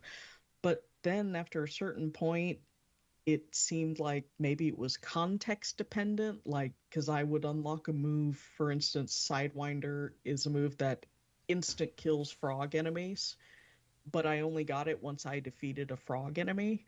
So there's that, and then there's some other one where it may also be dependent based on like what other skills your characters or party members have already inherited, because the other party members also inherit skills, so that's cool. But it's just kind of weird, and it can be frustrating when your character is a class that has a set amount of like stats, because their character stats don't change, and they do have certain affinities for certain weapons based on those stats. But if you've been kind of spreading your skills and stuff out, like your weapon proficiencies out a bit, and they're not as focused, it can be kind of weird and difficult to determine like what weapon is actually going to be good for this character that will allow them to learn more moves. So, and I'm kind of at that point now where there are a couple of characters where I'm just like, you're like, look, you have level 30 sword, but you have only learned the 2 moves, and I don't know what to do with you. Sounds like you might need a walkthrough. No one fuck you. No one fuck you for asking. No. I will not use a walkthrough. I will just bang my head against it until it works. Oh, the other thing, a lot of like Rogue Legacy, but yeah. Yeah. The other thing, unrelated to gameplay, unrelated to story, I don't know if this is the case on PS5, but I got it on PC. The frame rate is silky smooth. Like, it is gorgeous. I've been playing it again almost 22 hours.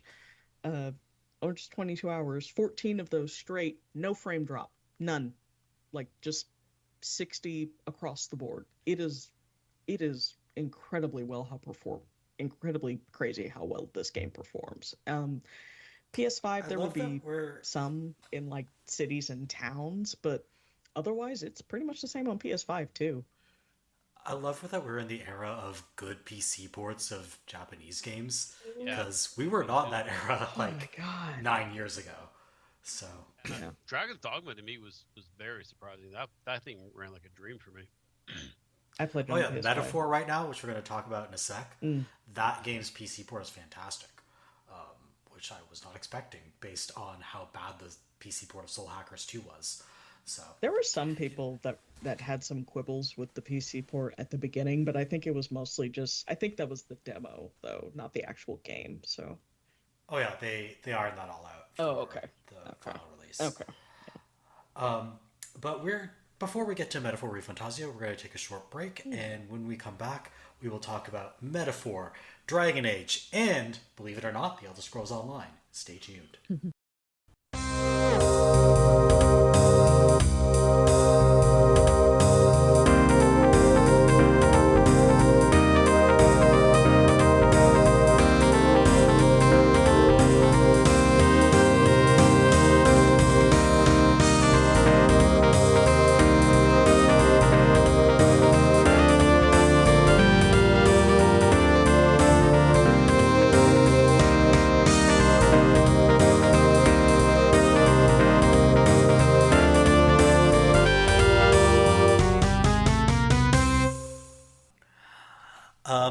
Welcome back to the Avocado Gamescast. I'm here with QuinleyThorne and the Kappa. Unfortunately, Captain Blasto had to go play some more RPGs, so he won't be able to join us for the rest of this episode.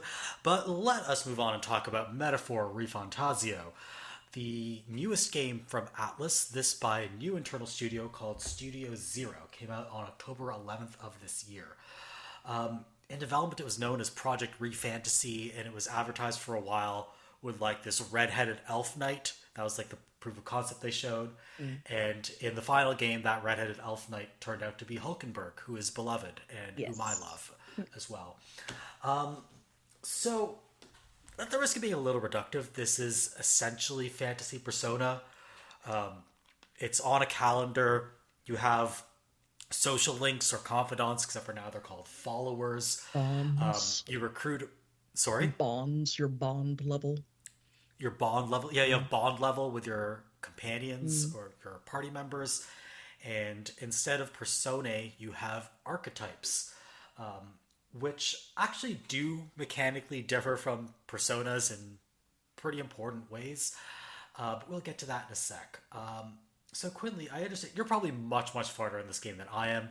I just beat the first dungeon. That's where I'm at. Jeez, really?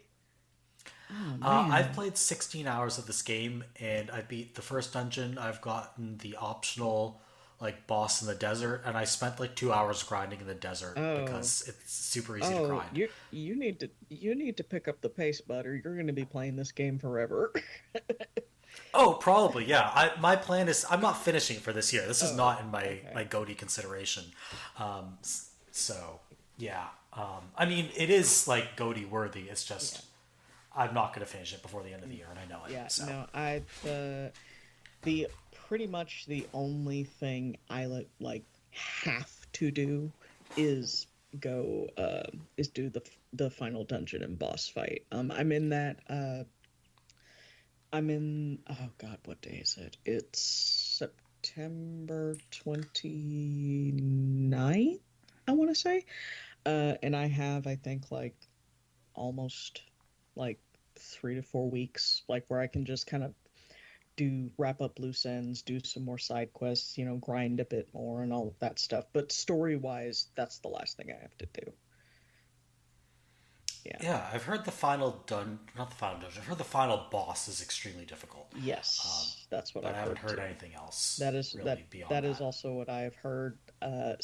But there's, I think it's like the other thing is that like what they say is the final dungeon that all the characters are like prepping you for. It's not actually the final dungeon. There's actually another dungeon behind that, and that's where the final boss. Oh, so it really is fantasy Persona. Yeah, exactly. But the good thing is in the dungeon before that, the second to last dungeon, is that there are a lot of enemies that spawn that give you a whole lot of XP, and they're hard to fight in a traditional battle, but this is unfortunately, Merve, where that the overworld combat really comes into play, because if you want to get the experience, that's basically the only way to do it, is to kill them on the overworld instead of going into a squad battle with them. But apparently that's they're populated in the dungeon enough that you can max out any archetypes that you hadn't gotten, so that you can unlock some other ones, because there are some archetypes that only occur after a certain story revelation, and they are the most powerful archetypes in the game. And from what I understand, if you want to beat that boss and not have it be super, super frustrating, you basically have to unlock those. And all of those final archetypes for the characters require you have to max out like at least one of the base classes or base archetype classes, and then you have to have the elite ones, and it requires like 2 or 3 of them. Okay. Yeah. So it's a lot of stuff. Yeah, I've been doing a lot of that overworld grinding in the desert, mostly because I just wanted to get my characters to level 20 before proceeding. And I did quite a bit of grinding in the dungeons because there's one class called, or archetype, called the Mage, where you recover your XP in overworld combat. Sorry, not your XP, your SP. MP. Sorry, it's called MP in this game.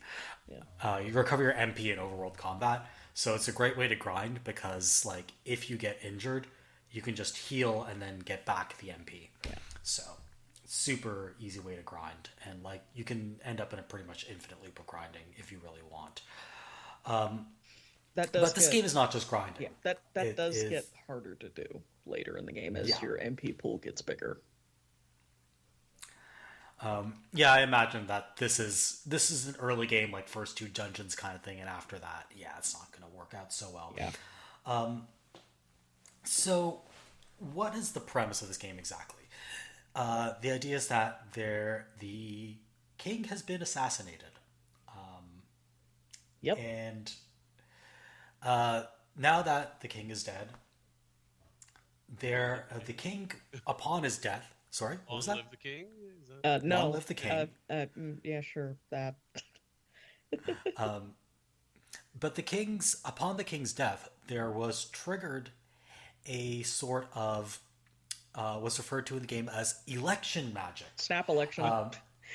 Snap election, which is, I know it sounds really corny, but it's actually like kind of sick the way it plays out in the game. Oh my god, the head that just. Yeah. Oh, it's so good. So what happens is it triggers this spell where the next emperor or king, I forget. The next king, will be chosen by the will of the people.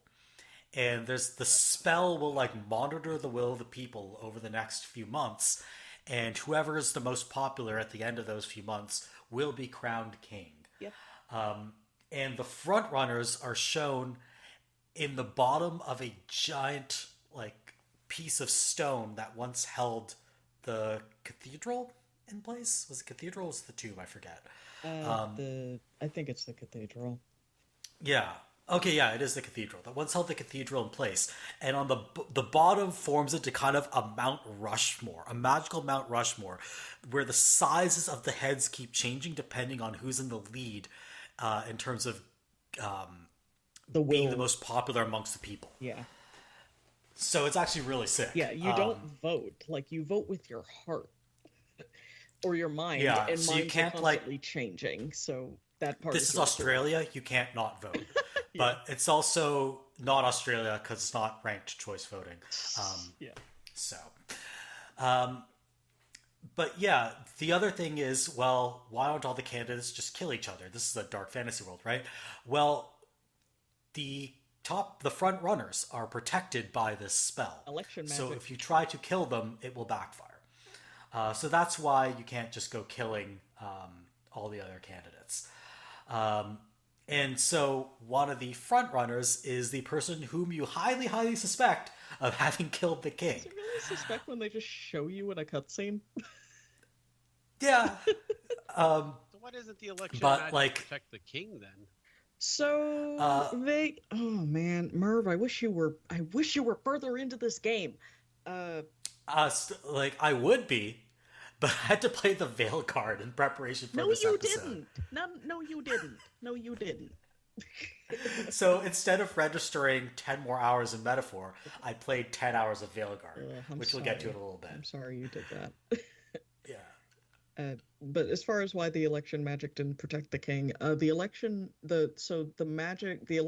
is being... The reason it's happening is because it is powered by something which is called the King's Magic, which only royalty has access to. And it basically amounts to royal magic is incredibly powerful and incredibly complicated to set up, but it can basically do more or less kind of anything, basically. As far as the particulars of how it determines which candidates are worthy of the protection of the election magic, it seems to be and they don't say this anywhere, but it appears to be mostly the top 50 candidates, because when you first start out, your rank, what's the rank, 5,000 or 6,400 and something? Probably some meme number. Yeah. But and you basically have to climb the ranks by doing quests, and the good thing is that you don't have to worry about not doing everything. If you miss something, that's perfectly fine, because I've gotten to points in the game where I've done a quest, just a side quest or a bond thing, which will increase my rank, but because of where I'm at in the story, it actually won't go any higher. So your rank is story locked. It's tied to progression, so you don't have to worry about not being a high enough rank at any point, thank God. Yeah, I don't think you don't really have to worry about winning the election. Yeah, because you kind of do. Story-wise. But as far as the player worrying about have I done enough side quests or side activities for the rank, that part you don't have to worry about. If you just play the game, you will have plenty of election votes, quote unquote.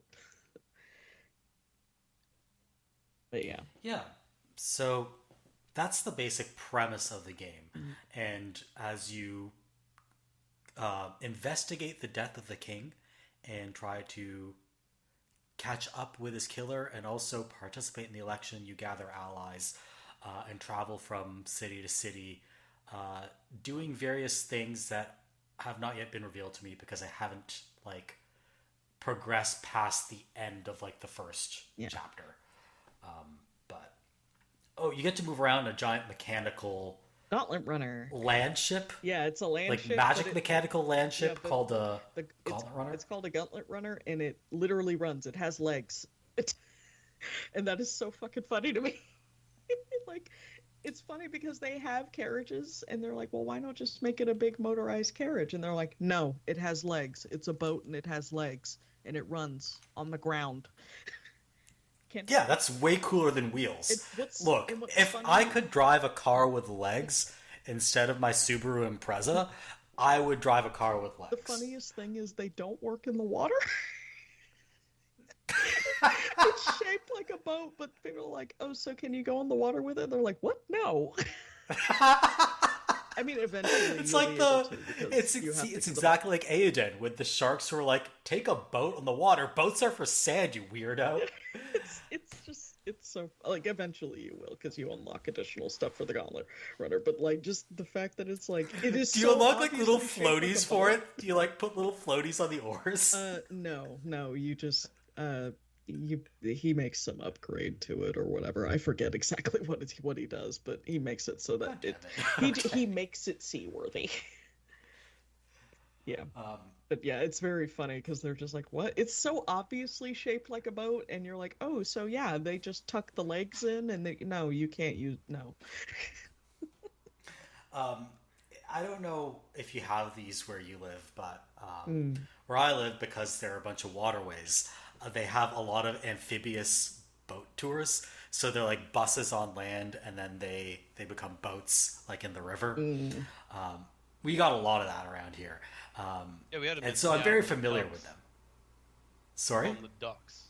Yeah. Oh, they call them ducks where you're at? Well, you know what they actually are? They're World War II landing ships. That they like repurposed for like tourism for stuff like that. Yeah. Here they're called I believe the amphibibus. That's cute. I should look up what they're called around here. We don't have we got plenty of like bird ducks.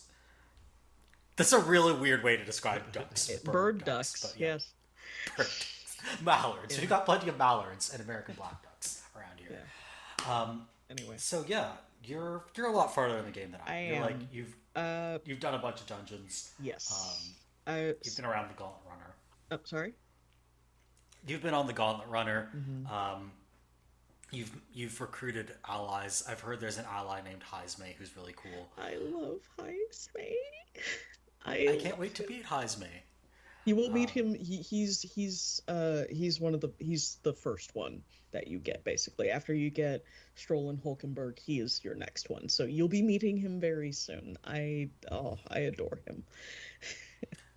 I'm also eager to get to know Katarina and Brigitte a little better because they both seem cool. Yeah, they don't join the party, unfortunately. Yeah. The trailers didn't really make that clear, especially with Katarina. I fully expected her to be a party member, but she's not. I've had some trouble like trying to level her bond in particular because like the thing is, so the good thing about the way the bonds work is that you know how like in Persona how soon the bond levels up is unless it's like explicitly linked to the story, that it's based on like how you answer certain questions like during their social events and stuff.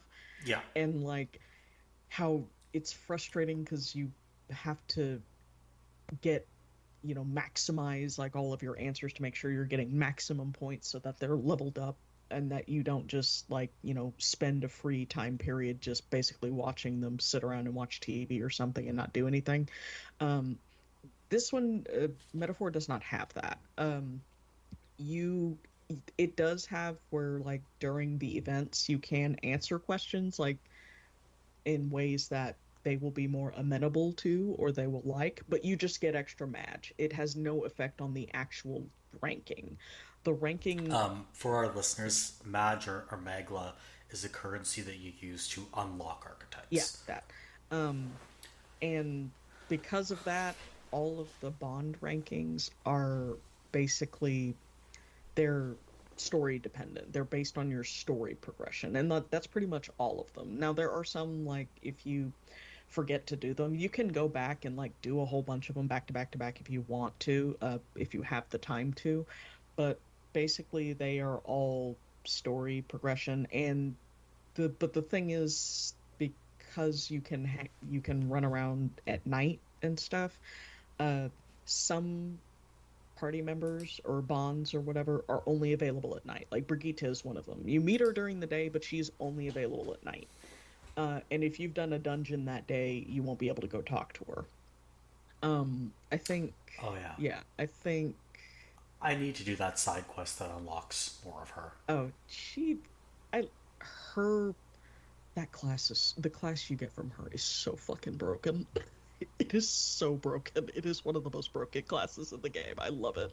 It's very. Is that the merchant class that allows you Yes. to throw money? Yes. Okay. Yes. It allows you to throw attack with money, and the money does almighty damage. Oh yeah. Yeah. So for those of you who aren't familiar with Persona, most damage is elemental or physical, and most enemies will have an elemental or physical resistance of some sort. Almighty is the one thing that nobody has any resistance to. Yes. So it's actually super powerful. Yeah. It is, and since it draws from your money and not your MP, you don't have to worry about that. And as long as you're attacking enemies on the overworld, you're going to be getting a whole lot of fucking money. The Tycoon is even more so. And then there's one particularly broken build that I think you'll be meeting this guy soon too. The one that opens up the oh my god, what's it called? Not the Trickster class, because that's the elite version of this archetype, but the one before it. If you have, I think, the Trickster and the Merchant in the same party, they have a lot of really, really good synthesis skills. But I think there's one in particular where it's that Trickster and I think the Brawler class, where you can just get an almighty attack that does not cost any MP. It's still low until you level it up, but hey, free synthesis move. Yeah, like that's probably my favorite part of all the archetypes is the synthesis, is finding like interesting party comp. Like some of the party comp stuff that I've seen people do is really interesting. Like there is somebody who just did an all merchant build, because the merchant, I think the almighty damage is based on strength, your strength stat, as opposed to magic. So you can have Stroll do it. Oh, nice. Yeah. Cool.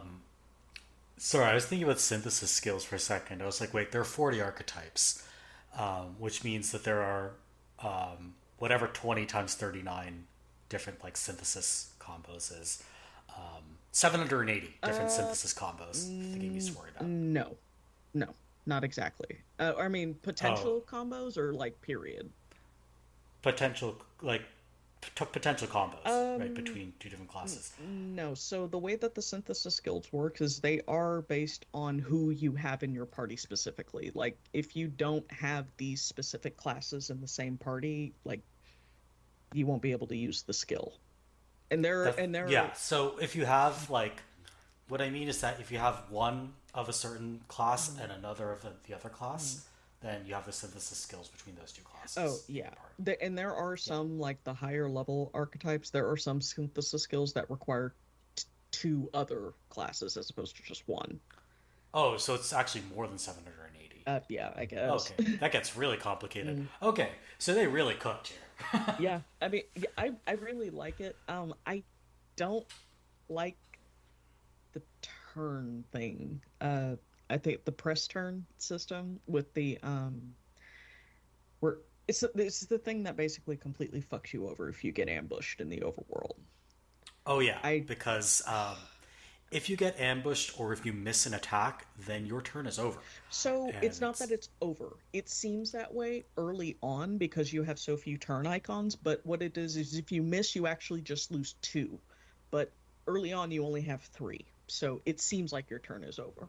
The only thing that you can do that will completely end your turn is if you do a move that the enemy will repel. Okay. Yeah. Yeah. Yeah, but yeah, just missing an attack loses you 2. I think if they absorb it, that loses you 3, and then repel will just end the turn. Oh, okay, that makes a little more sense. That's still pretty bad. Yeah, it sucks. And then you get afflicted with anxiety, and that lowers your accuracy. And if you get hit with a critical, or if you miss your attack, you get more anxiety. Which I hate anxiety. I hate any status that only affects your party and not the enemy, because you can't afflict the enemies with anxiety. Just annoying. Yeah, like you can poison the enemies or paralyze them, but you can't make them like lose confidence in themselves. Yeah. So it's annoying. Anyway. Yeah. So overall, I'm really enjoying what I've played so far. I'm eager to play more of it. Now that I'm not trying to play another game to prep for the podcast. I mean, this is still kind of on the back burner because I have to beat 1,000 times resist as well. Yeah. But yeah, I've been really enjoying it. I think it's so far pretty well written. I think it's tremendously performed. The voice acting is fantastic in the English dub. Good. Heisme's in particular is so good. I think that's why his character is well liked.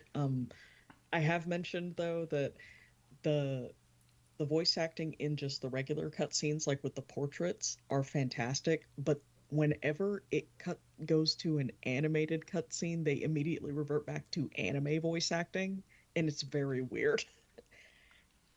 Oh, yeah, like I haven't noticed that yet because I don't think Hulkenberg, like mostly thus far, it's just like been Hulkenberg cutscenes, and she doesn't do that same level of reversion. She doesn't initially. It's harder to see initially because you don't have as many people, so those cutscenes don't have as many people talking. But once you get all of the people in your party and like you hear them talk in just the regular in-game cutscenes, and then they start talking in the anime cutscenes, it is very noticeable. It's almost jarring. It's really strange. Because like you get used to like their specific performance and like their tone and cadence and how they deliver words, and then the anime cutscene starts and that just goes out the window. It's like, nope, we gotta match lip flap, sorry.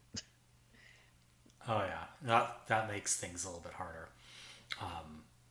Yeah, because I guess they can coordinate the lip flap. They're not really doing lip flap coordination in the character portrait scenes, so they can just... It doesn't really matter. Yeah. Anything else you want to say about Metaphor before we move on to Dragon Age? I wanted to talk about the story, but I can't.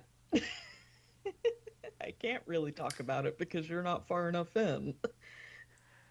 Yeah, and Kappa hasn't played it at all, Yeah. and we don't want to spoil it for our audience as well. Yeah. Don't worry about it. Yeah. For the record, I think you would actually like this, even if you don't like Persona. Like Persona, I would never recommend to you. That I can never get into it. I won't be able to get past on that one. Is the timing, the time? The time periods. Yeah. No, the time limit. Like, if it's like you got to do this by this amount of period, I just check out. Metaphor's ReFantazio, thankfully, is a lot more generous on the actual like amount of days you have to do something. And they also signpost it a lot more as far as like how much time you have left.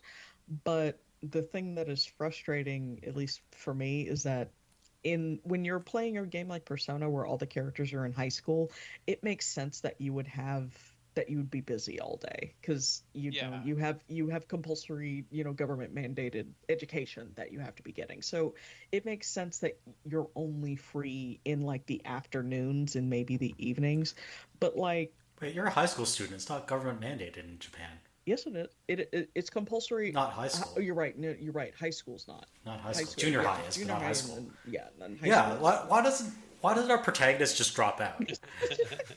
Yeah, but in Metaphor, they're all adults, and for some reason, I don't have three free time periods. Like, I still only have afternoon and night. I can't take a walk in the morning, which is weird. That part is frustrating, and also just the way my headcanon is that your main character is just not a morning person. He gets up at 11. He's having breakfast at noon. Oh no, it says he's a total slob. It says early morning, and y'all are all downstairs in the tavern eating, talking about the day, and then it just jumps to afternoon. What are they doing all morning? Having a meeting, I guess. I don't know. That's what makes it even more bizarre. The one frustrating thing that I've talked about a lot, so I won't get too much into it, but like the way that travel works between dungeons, like even if you want to go to 2 different dungeons because you have 2 different quests there and you just want to knock them both out and you want to go out at the same time and then like come back a couple of days later, the game won't let you do that. Even if these 2 dungeons that you need to go to in this given area are technically on the same route, like they're like one's on the way to the other one or whatever, once you finish that first dungeon, you can camp there, but only if you're going to be exploring that dungeon again the next day. If you're not doing that, you have to go back home. And I have no idea why they do it that way. It doesn't make any sense. That's really bizarre. Like, you can't... Because, like, in the initial part of the game, before you reach the capital city, they make it seem like you camp along the route to get places. You do to get to cities, and you do to get to dungeons, but, like, you camp at the end of the day because apparently it's dangerous to travel at night or something. But once you get to a dungeon, even if you camp at the dungeon, you can't move to another dungeon. You have to go back to the hub city. It's also okay. So the initial part of the game is a little misleading in that regard. Yes, it is. Okay. Yeah, because that's what I thought too. I'm like, oh, I can like plan a route. I can hit this dungeon, then hit this dungeon the next day, and then hit this dungeon. Yeah, and I then thought I'll it'd be like looking at the map and being like, okay, I know it'll take me 2 days to travel along here. I'll need to camp here, camp there, and then I can loop back to the city where I'm currently headquartered. Yeah, and like Metaphor, that's one of those decisions. Like Metaphor does, it's a small thing too, but it irritates me. Is like, it will do that thing where, like, after a whole bunch of, story stuff, you will all go back to the hotel room or whatever, and it's like, whew, I'm beat. I'm very tired. We should get to bed. And then it lets you resume control with the character, and then you try to, I'm like, okay, well, they gave me control of the character. Let me try to leave. I need to go buy something real quick. And then you go to the door, and Gallica's like, aren't you tired? Go to sleep. And I'm like, why are you giving me control of the character if you're just going to trap me in this room? Like, and it does that all the time, and it drives me crazy. Like, things that seem like it gives you an illusion of choice, but it's not a choice, and it's really irritating when your party explicitly asks for your opinion and you give it, and they're like, no, we don't want to do that. It's like, and aren't you like, why the fuck did you ask? You're like running for the equivalent of president too, and they're like, nah. Yeah, and they're like, yeah, they're like, no, that's a terrible idea. It's like, well, then why the fuck did you ask me? Do you want my opinion? Yeah, but aside from that, the story it's so good, and I mentioned this a little bit. I played this game in the wake of the election, just because the American election, because even though it's very cheesy and very naive and credulous and hopeful and saccharine, it was very much what I needed in that moment. So like, Metaphor in many, many ways is not the game that I wanted exactly, but I do think it is the game that I needed to have this year. So I am glad that it exists, and I'm glad that I have it, and I've got to experience it. And I can't wait for you to experience it, Merv. I wish you had done it sooner so that I could actually talk about stuff. But oh well. I think we'll revisit this at some point next year, because I'm going to play more of this, and I'm sure I'll be back on the podcast, and we'll have some further chats about Metaphor. But let's move on to the next RPG on our list, which came out on Halloween of this year. Dragon Age the Veilguard. So, for those of you who are Dragon Age sickos, you'll know that the Veilguard moves the setting northward after the previous 3 games. The first game, Origins, was set in the southern continent of Ferelden. I don't know if it's continent, southern country, kingdom, whatever you want to call it. Ferelden. The Ferelden is a country, I think, and then the next one is in Kirkwall, which is like a city. So state. Dragon Age 2 is in Kirkwall, which is north of Ferelden, and then Dragon Age Inquisition moves back south and is set across both Ferelden and Orle. And now we're moving north to parts that we've only heard about before in the Thedas lore. We are moving to Tevinter and Antiva and Ravain and the Free Marches. So it came out to mostly positive reception, but also quite a bit of controversy. I think one of the like overriding sentiments was relief that this wasn't a total fuck up. Yeah. Yeah. Because low bar, right? But this is, let's say, more positively received than Andromeda was for Mass Effect. Yes. And like after years of up and down games, I think the last genuinely really great game BioWare made was Inquisition, although there's been kind of a revisionist take on that game that it's not very good, and I disagree with it, but we don't have to get into that right now. Mostly it's been positively received, but I think fans are kind of split on the tone and the writing. Some people think it's juvenile. Some people think it's repetitive. I've heard some people say it suffers from Tumblritis, and I kind of know what they mean by that. Oh, no. Although it's also sometimes a euphemism for, let's say, more chuddy opinions. And there's also kind of a backlash to what they call Whedon-esque writing, like quippy writing, which, to be honest, I have not encountered yet. Yeah, I've encountered writing that I think is bad, to be clear, but I've not encountered Whedon-esque writing. Yeah, I think I think that was mostly from the trailers. Oh, that trailer is god-awful, Yeah, and I think it misrepresents the tone of the game pretty substantially. It's just so weird. Like, why did they go with that? I don't know. I really don't know. I don't know exactly how far you are. I don't think very far, but so I'll just say how far I am, Okay. and then you can tell me how far you are. I I beat it. just finished I'm about 11 hours in. I just finished the two of those are the character creator though, so like 9 hours in. I just finished the first two main quests you get after, unlocking the area in the Fade. Yeah, so I've recruited Lucanus, Uh-huh. and I've done some business in Tevinter. Got it. Okay, but you haven't made a decision yet about those two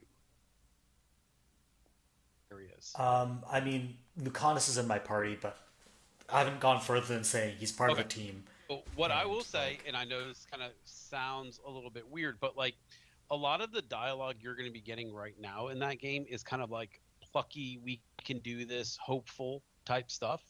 There's going to be an event that happens fairly soon, and I think you're going to see the change from there, where it's kind of like, I think I know what you're talking about. like, okay, wait a minute, like this is not like, you know, a lot of the stuff your rook says at that point is like, oh, we got this, we just need to work together and put our heads together, and then it starts to kind of become not like, it never really gets full on like fatalistic and dark, but there's definitely some stuff where it's like, wow, we are way outmatched here, and it starts to lean a little bit more into kind of like a little more, I guess I would say like dread starts to build a little more. But yeah. Oh, okay, that's really neat. Yeah. So I think Yeah. even if you can get past some of the chud stuff, right? I think you'll even see a lot of it says that the writing really picks up in Act 2. And it's because a lot of the quippy stuff, a lot of the fun stuff is out the window. You're making way more like, this is a very bad decision, like a tough decision.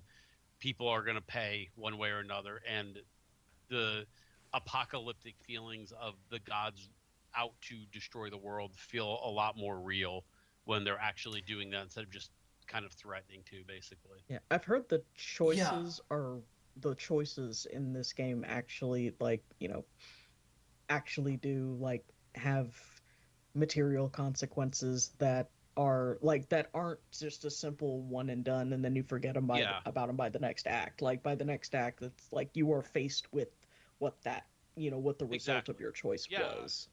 And I think I will say, like, writing wise, I'm not one of the people who has a problem with the tone. Like, I actually don't understand that complaint. Where I think the writing is bad is in kind of some of the mechanics of it. But we'll get into that in a little bit. I'm looking forward to that part. Yeah. So, Kappa, how many hours are you into the game? He beat it. I beat it at like, I want to say like 58 or something like that. Oh, okay. Yeah.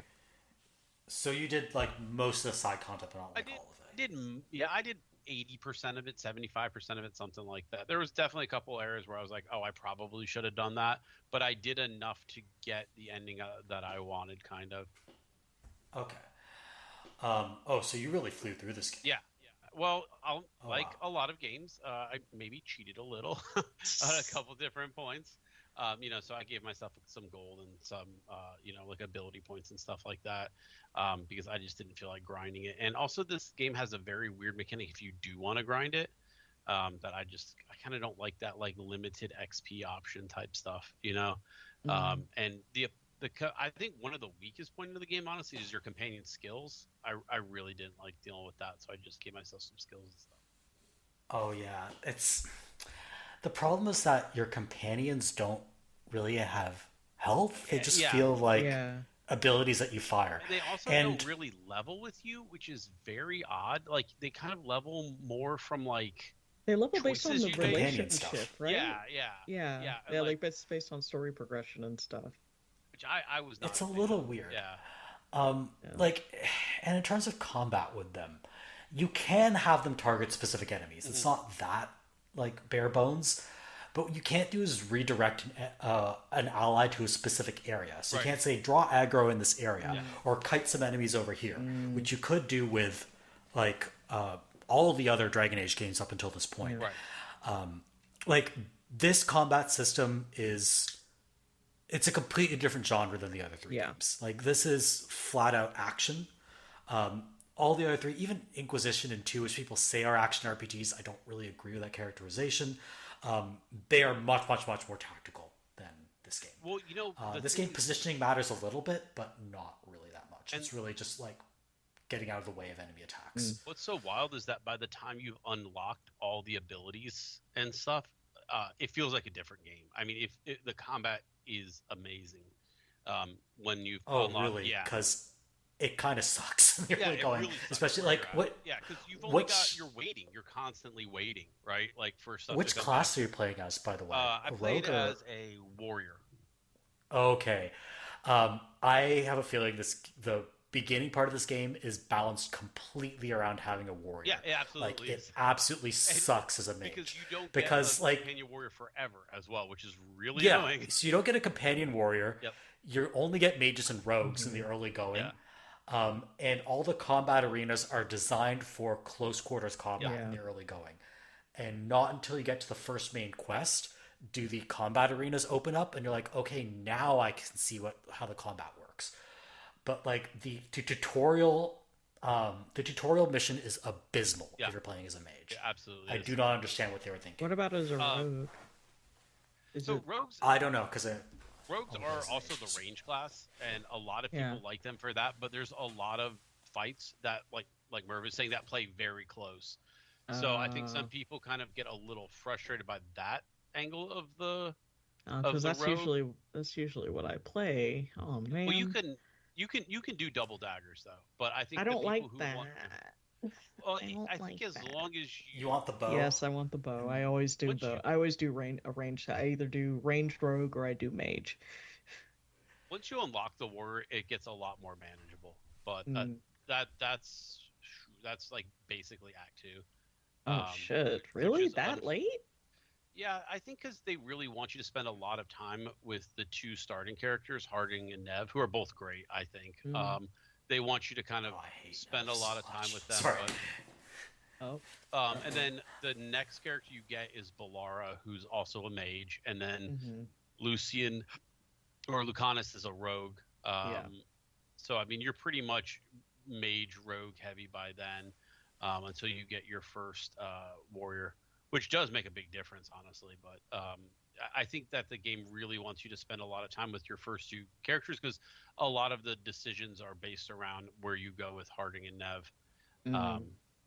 And both, I think, are really well written, really well voiced. I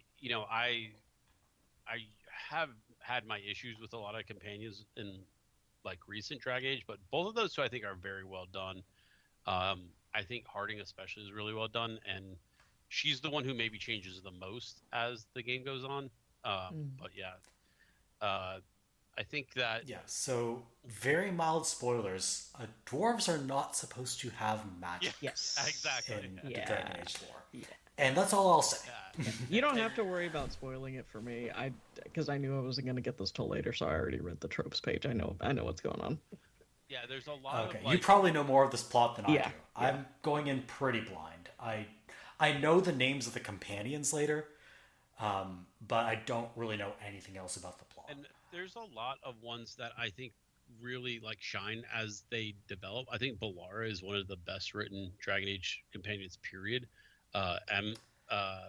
Emic is really Emmerich. Yeah. Oh yeah, she's awesome. Emmerich. Balara in particular, because she's the one I hear the most complaints about. Yeah, I can probably. I don't agree with those complaints. Yeah. I'm going to be honest. Okay. Like, I'm one of the few people who really, really doesn't like Nev, but Balara, I don't really get the complaints about. Like, she's quirky and dorky, but I don't find her irritating the way that some people do. Yeah, like she's the very anti-Sarah or PB to me, like who I found annoying, but like Balara makes it clear, like, look, I talk when I get nervous and I'm very nervous right now, or like I don't know what to do. This feels like way bigger than me, so I just want to keep busy.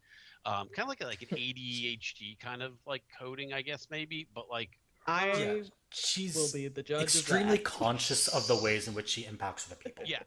Like her worry is more about like, if I don't stay busy, I'm gonna think myself to death and go insane, and because of that, like I know I can come off kind of a like chatterbox, but it's because if I stop talking, I'm gonna freak out about the fact that my gods are trying to kill me. Oh yeah, and you find one of the earliest things you find out about her is that a side character you run into is her ex and dumped her. Yeah, it's pretty funny.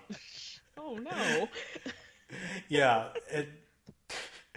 like they're cool, they're on good terms, right? Okay. But it's very funny. She's like, yeah, I got dumped because I talk too much. Ooh. Yeah, and she makes it clear that like she knows she's annoying, but like she appreciates that your character allows it, basically. Okay, and, like, I can already tell.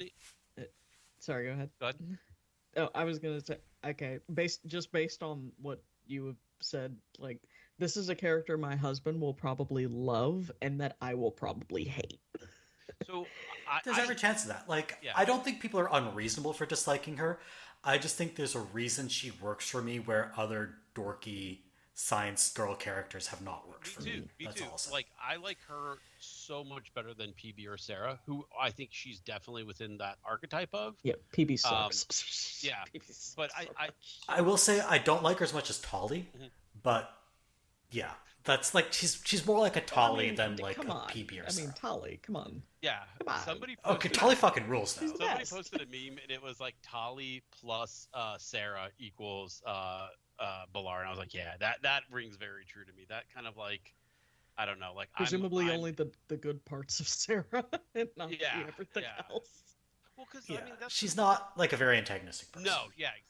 And like, she doesn't like try to fight with your character over every decision, you know, trying to like act like everything's a joke, which is what drove me crazy about Sarah. But I think Balara, I think the people who probably hate Balara, I would probably guess didn't see much out of her outside of the first or maybe the second act, or maybe just like we're reacting to like something a streamer showed them or something. But I think she particularly gets a lot deeper as the story goes, and she has some great interactions with the other companions who kind of all treat her like the kid sister, but then like she's also the one who's making kind of like the big breakthroughs and stuff.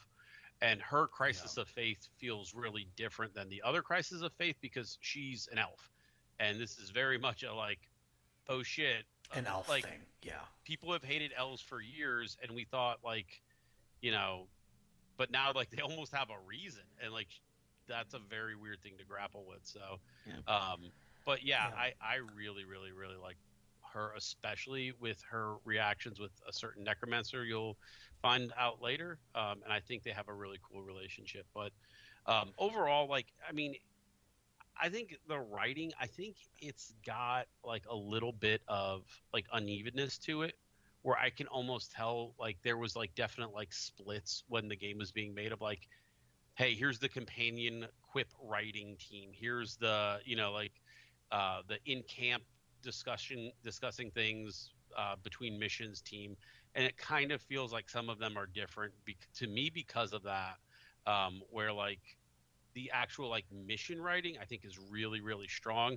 Some of the just like quip stuff feels a little weaker, I guess. The main issue I've had with the writing is the actual plot mechanics, if that makes any sense. Like, for instance, I'm going to spoil the recruitment mission for Lucanus, because I think it's actually extremely poorly written compared to the rest of what I played so far. So, for those of you who aren't familiar with Dragon Age, the Antivan Crows are a group of secretive, extremely skilled assassins. And one of your contacts takes you to meet with their leader.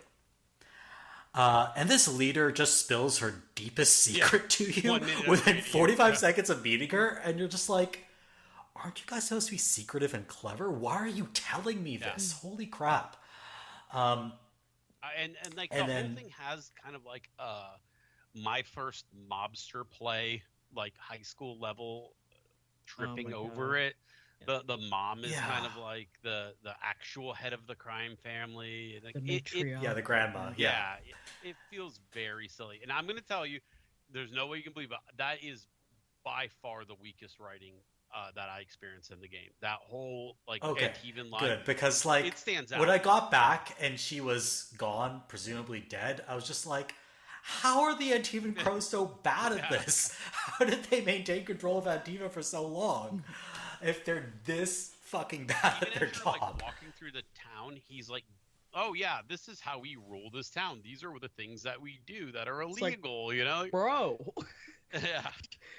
Bro, shut up. Chill out. Yeah, pretty much. That part never felt good to me, and I'm telling you, that's a real like low point. So, and I know that's probably like where you left off, and I think there's some stuff that was the wrong on, place to leave like off. where you get to some character motivations later on that I think are a little bit weak.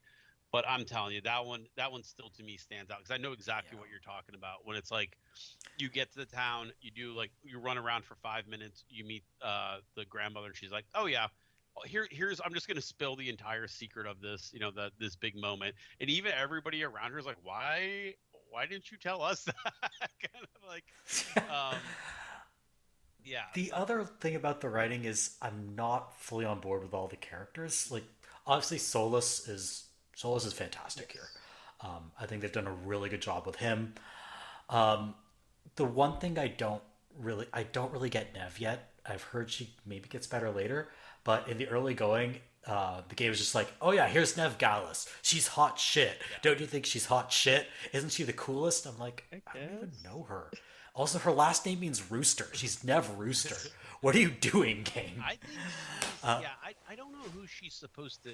If I had like a conspiracy theory, I have a feeling she was like maybe like a DA2 style hawk that they made a companion, because she really feels crucial in ways that the game never really bothers to tell you why she's crucial for certain things, you just get a lot of, well, she's the greatest detective of the area, so of course she knows this thing. I feel like it's kind of like with Batman, where they keep telling me he's the world's greatest detective, but all he does is beat people up. It's like her being a great detective usually means like she beat somebody up and found out that this was the answer. And I think I guess that works. Yeah, I mean, is that detecting? Is that how they...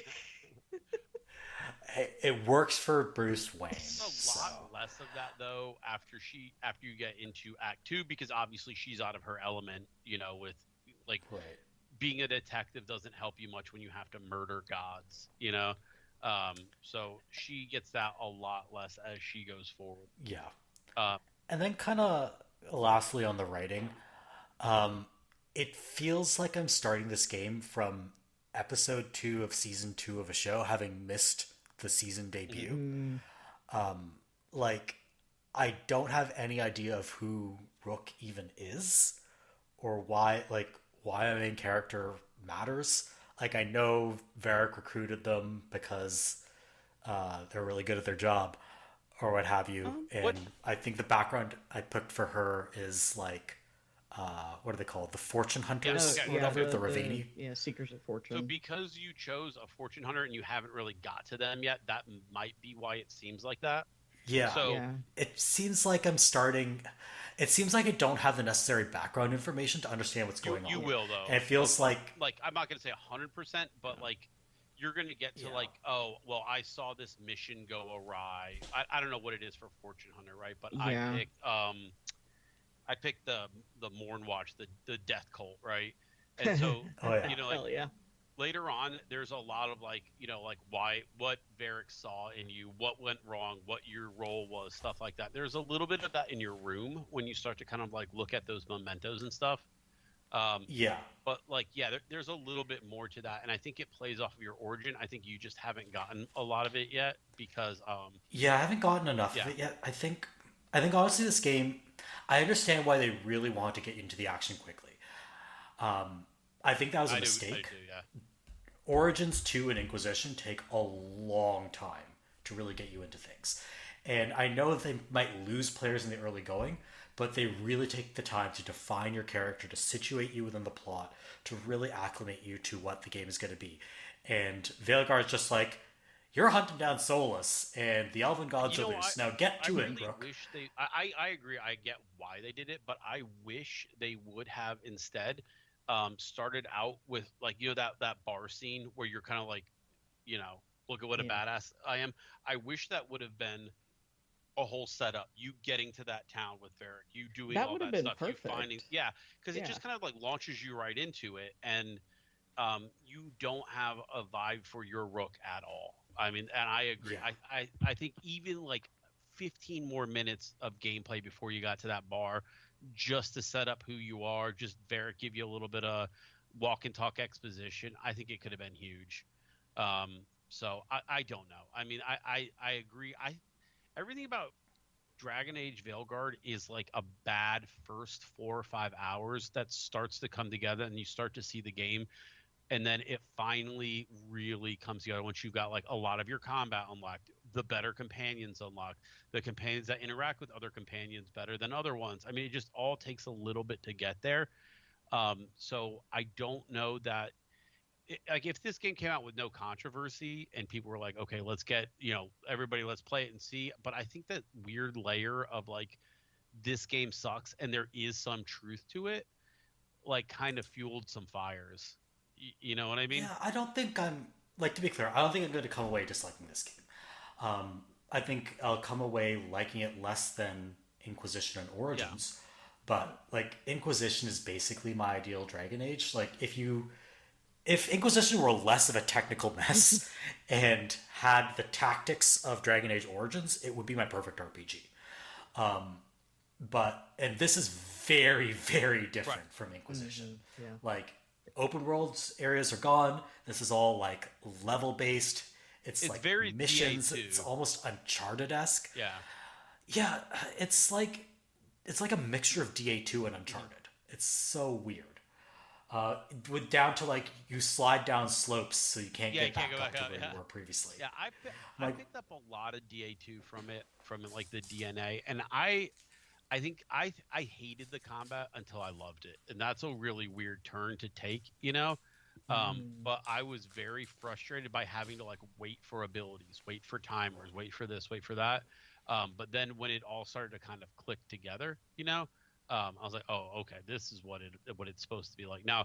And then once I figured that out, what I did was I cheated myself some of those like skills, so I could finally be like, oh, well, now that my warrior can do this and my rogue can do this and my mage can do this, here's this like winning combo that the game really wants you to get, except the game's going to hold that to you from your companions at least until you get enough weird relationship points from different points in the game, and then it's not like you can grind it. That's what frustrated me about the companion skill points. It's not like I can just say, okay, well, you know, I'm going to take these two characters because, like you're saying, it's set piece stages, right? So if I just straight up didn't bring, you know, Nev or whoever, that's it. I guess I just don't get experience there. So I don't know. I mean, overall, I thought there were some really weird like decisions made with it, but like I think I'm higher. I'm probably like an 8.5 out of 10 after finishing it than you. I think in my mind this is a successful BioWare game. I don't know that it's a successful Dragon Age, depending on what people. That's where I'm landing with this. Yeah. This feels like, do you want a lighthearted action RPG from BioWare with real-time combat? Jade Empire. They made Jade Empire 2 and like skinned it as Dragon Age. A lot of Jade Empire in it too, honestly. I mean, like a lot of the little weird like detours and stuff felt very Jade Empire. But I mean, like I think if you want to say like success or fail, I think this is a success in a lot of ways. I think the ways that it fails are very specific to it being a Dragon Age game, and people probably wanted more of certain things from it and maybe didn't get it. But the stuff that I walked away like feeling kind of like, okay, we could have done that more, was way more like decisions that were made probably, when the game was still a live service game, and less like they didn't. Yeah. I was wondering about that. You can see the remnants of it. Yeah. Especially later on. I mean, the loot system is very live servicey. And I understand why the repurpose, like, for a game that got rebooted twice and like took the remnants of those discarded games forward, it's remarkable that it came out in the state it did. And they kind of paper over a lot of it with some pretty good decisions. Like the transmog system is just like, fine, whatever armor you pick up, who cares? Yeah, that I genuinely like. Yeah. And I felt like that could have been a great an area where it would have been like, nope, we're going to stick this stuff behind a paywall. And if you want an armor that doesn't look like crap. This is Dragon Age. I think it's cowardly not to wear your stupid hats. Dragon Age is the stupid hat franchise. You like stupid hats, and I've got you covered. That's the dumbest hat I've seen in a video game. Why is she wearing a fascinator? What is she doing? It's like a fascinator that looks like a motorboard. Is that what that's called? Like the graduation cap, the mortarboard. Oh, is that what that is? Basically. Yeah, she's wearing a fascinator that's shaped like a mortarboard. It's so weird. I thought it was just like a goofy hair clip or like something on top of a pillbox hat, like a church lady hat. Yeah. So it's like a church lady fascinator, but shaped like a mortarboard. Oh my god, that's so funny. It's great. It's like she's the Duchess of Cambridge, but she just graduated from Cambridge. Yeah, she's the greatest detective Winter has ever seen. But that's where when you really feel the live service, you really feel it. You're like, okay, this obviously was supposed to be a different kind of system, and what I'm left with is like, okay, I just click this and you have this ability now. The skill system is the number one thing I can't get past, and that's why I just straight up cheated to get past it, because I couldn't vibe with it. I could not figure out a way to make it work for me that made any kind of sense, where I always felt like my companions should be higher level than they were. I don't know. I just didn't enjoy that part. Yeah. I've heard the game described as Diet BioWare, and I don't really agree with that. To me, it's more like, and I promise this is less of an insult than it sounds like, it feels like BioWare, like Dragon Age fan fiction. And I mean that in the sense that I'm not the only person who thought that, who got that vibe. Yeah, it's not like in the sense that it's badly written, because I'm going to say it, there is good fan fiction out there. It's like a well-written fanfic, but everything about it is slightly off. Like, this is not how the original authors would have handled various aspects of the lore or the game. It's not the same genre that the original authors would have made the game in. So it feels like a spin-off kind of handled by different people. Well, yeah, because it was handled by different people. They all left. Oh, yeah, absolutely. It's a completely different creative team. I mostly agree with you. Oh, yeah, there's also they fired all the senior developers at BioWare, which actually caused a bunch of legal labor issues under Alberta labor law. Yeah, like how am I supposed to find a job when I have an NDA and I can't talk about the one thing I've worked on for the past 10 years? Like, Jesus Christ. You know, the one thing I would kind of like caveat all that with is that a lot of the stuff you're saying is exactly what people said about DA2. When, you know what I mean? There was a lot of like, this isn't Origins. This doesn't feel like Origins. It feels like a separate game made by separate people. And yeah, I don't know I know. about that. When you get to the end of Dragon Age Veilguard, I think you're mostly gonna like it, and you're mostly gonna say, yeah, it was the sequel to DA2 and not the sequel to Inquisition. It's Dragon gonna Age feel 2, like 2. Yeah, Yeah, Origins exactly. and Inquisition. That's the problem. Origins and Inquisition are the ones I Yeah. really like, and in particular, I love Inquisition. I'm one of those people who thinks it was always a good game and did not become a worse game because The Witcher 3 exists. Right. But like, I'm sorry, I just can't get over how like opinion on the game completely turned when The Witcher 3 came out, and people started saying things about the game, and I'm just like, that's not even true. You know, what are you talking about? would... It's not a single-player MMO. Have you played freaking Genshin Impact? Jesus Y'all Christ. love that shit, and you're telling me that Dragon Age Inquisition's a single-player MMO? Get the fuck out of here. People wallpapered over every Witcher problem like it was not a big deal. And I don't know that there's ever been a re-examination of Witcher 3, but that game, that combat is the... It kind of has been. People do not like the combat in that game. It's unbearable. I mean, like, so many of those systems in that game. Did you ever mess with alchemy? Besides the time you need I never played The Witcher 3. Yeah. There's a lot of systems in that game that exist that no one engages with because it's just too much to do, you know?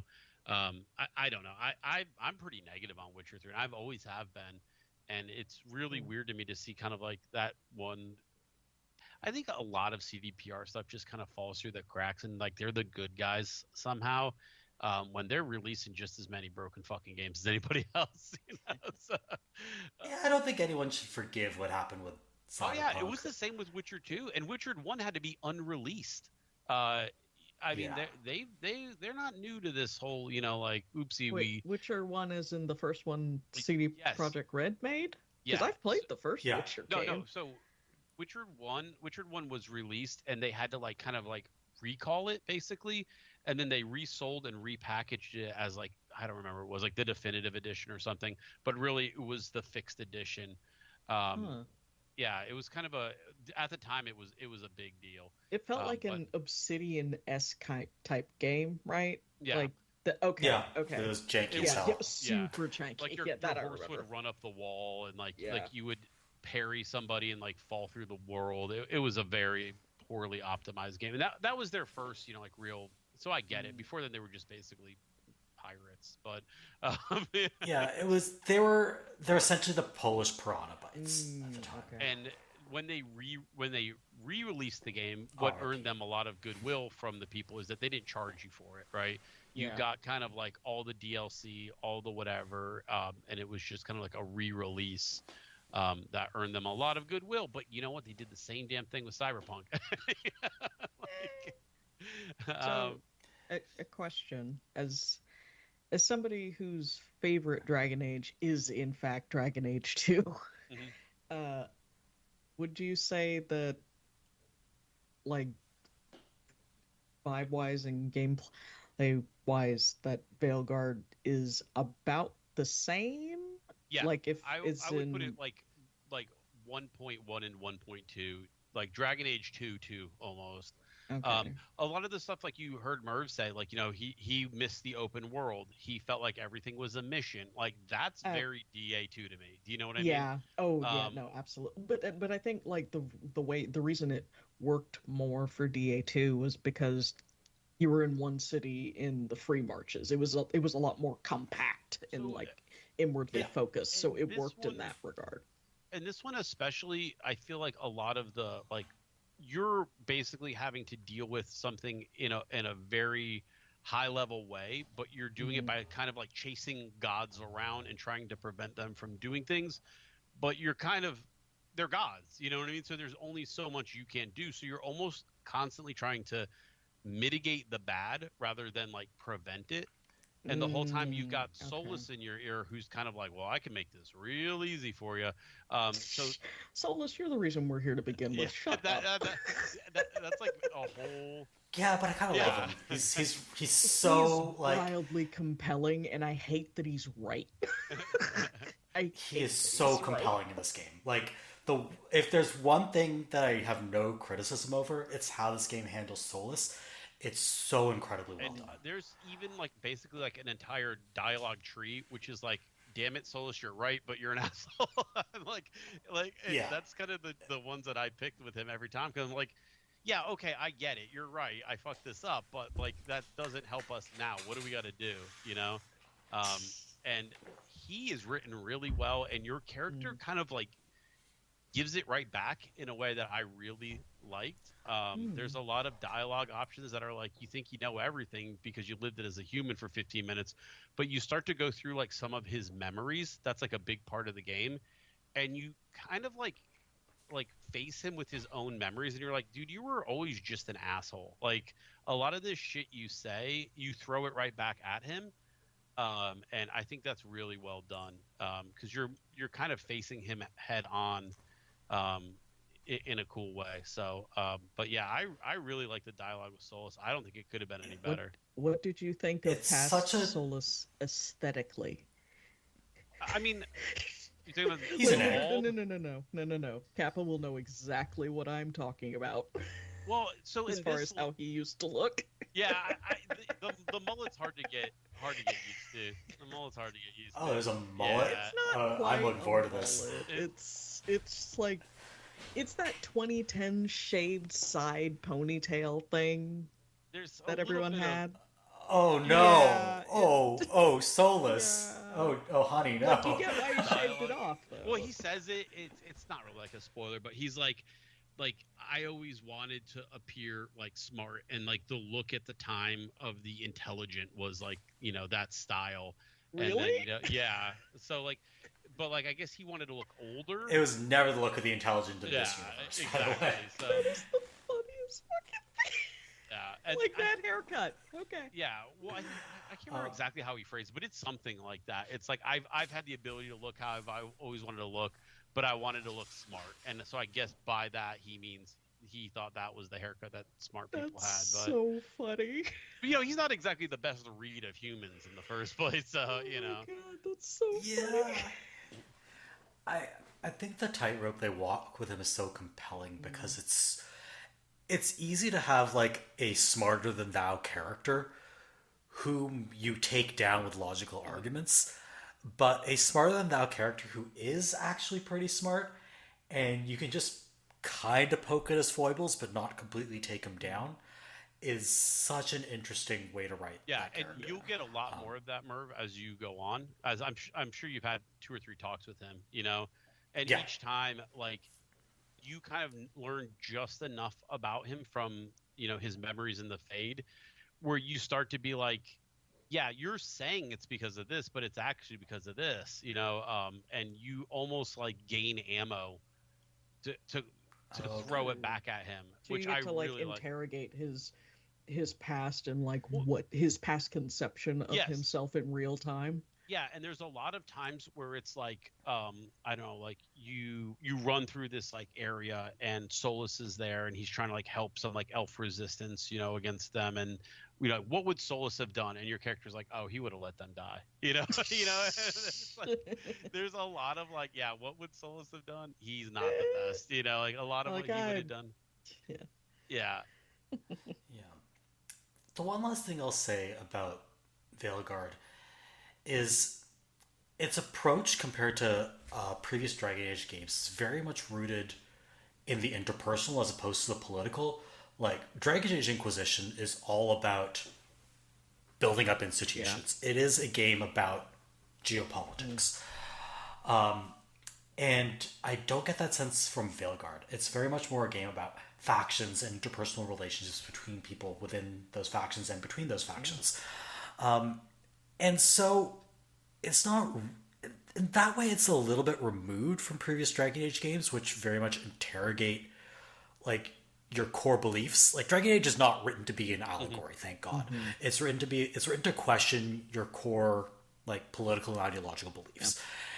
I don't really get that sense from Veilguard, and that doesn't mean it's necessarily uncompelling. It's just a very different approach to getting the player to think about issues than I'm used to. And I mean, it honestly, given the present circumstances, in the game specifically, it kind of makes sense. Like, it's just like we don't really have time to talk about this shit right now. We've got other things we need to deal with. So like having that aspect in the game, I can see where it might, like, if they did try to include it, where it could probably bog it down, at least if they included it like with the game still as is. Like, so that did bother me to provide first, like a little. To provide a little bit of a mild spoiler, one of the decisions that you don't make at the start of your world state for this game is whether the Inquisition sided with the mages or the Templars. Yeah, that was, which is a huge thing in Inquisition, not important at all. One of the things I did like a little bit was it has you decide more like how your Inquisitor tried to deal with Solus, right? Did you tell him, I'm going to stop you by any means, or did you tell him, you can be redeemed, you can still, you don't have to be the Solus that you are? That was one I liked because it was more about the tone than like the actual stuff, because I think that helps set up later interactions. But I mean, overall, like I know there's a lot of complaints about the world state of between it and like you don't import whom the Divine is.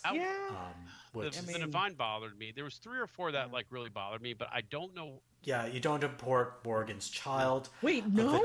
The Inquisition. Yeah. Oh my and God. You don't get her demon. The one that's really weird is you can't import exactly what happened with the Inquisition. So you get 2 choices. One is the Inquisition disbanded, or the Inquisition stayed on and was given to the Chantry, which is not implied by the ending of Inquisition. Like, the ending of Inquisition implies that the Inquisition stayed on as a separate force, completely institutionally separate from the Chantry or other organizations. But your only option here is to say that if the Inquisition stayed on, it was given to the Chantry. I think that's a decision you make at the end of Trespasser. Yeah. Because you have to decide whether or not to give it to the Chantry. If you want to go follow Solus, they're like, well, we can't just let you go do that. And what would you do with the Inquisition if you don't come back, basically? Yeah. And I think that's where that is too. I'm pretty sure. I don't know. I'd have to double check. I think it's in Trespasser, but if you didn't, if you played, I did play Trespasser. Yeah. You what? I played all the DLC. You did? I did play all the DLC, including the Deep Roads, which but Jaws of Hawkeye, great. Jaws of Hawkeye and Trespasser also great. That one. So yeah, I did have a good time with the Dragon Age Inquisition DLC. So in the last little bit of this podcast, let us move on to one more fantasy RPG, The Elder Scrolls Online, which The Elder Scrolls Online has been out for a few years now. It's been quietly operating in the background.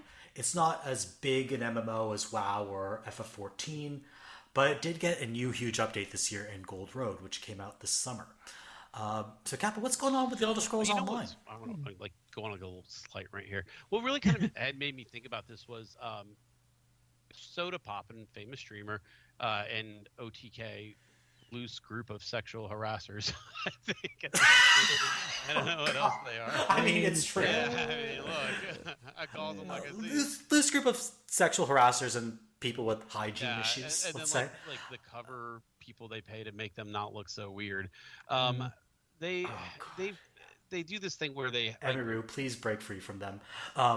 Anyway, go ahead. They do like a WoW stream kind of thing where they have everybody like make new characters, and all the streamers, kind of like power through WoW, fueled mostly by their chat, who buys them things and gives them things, and then they level using add-ons that tell them literally everything to do, where to go, exactly what to, you know what I mean? And I was playing that, I was like, man,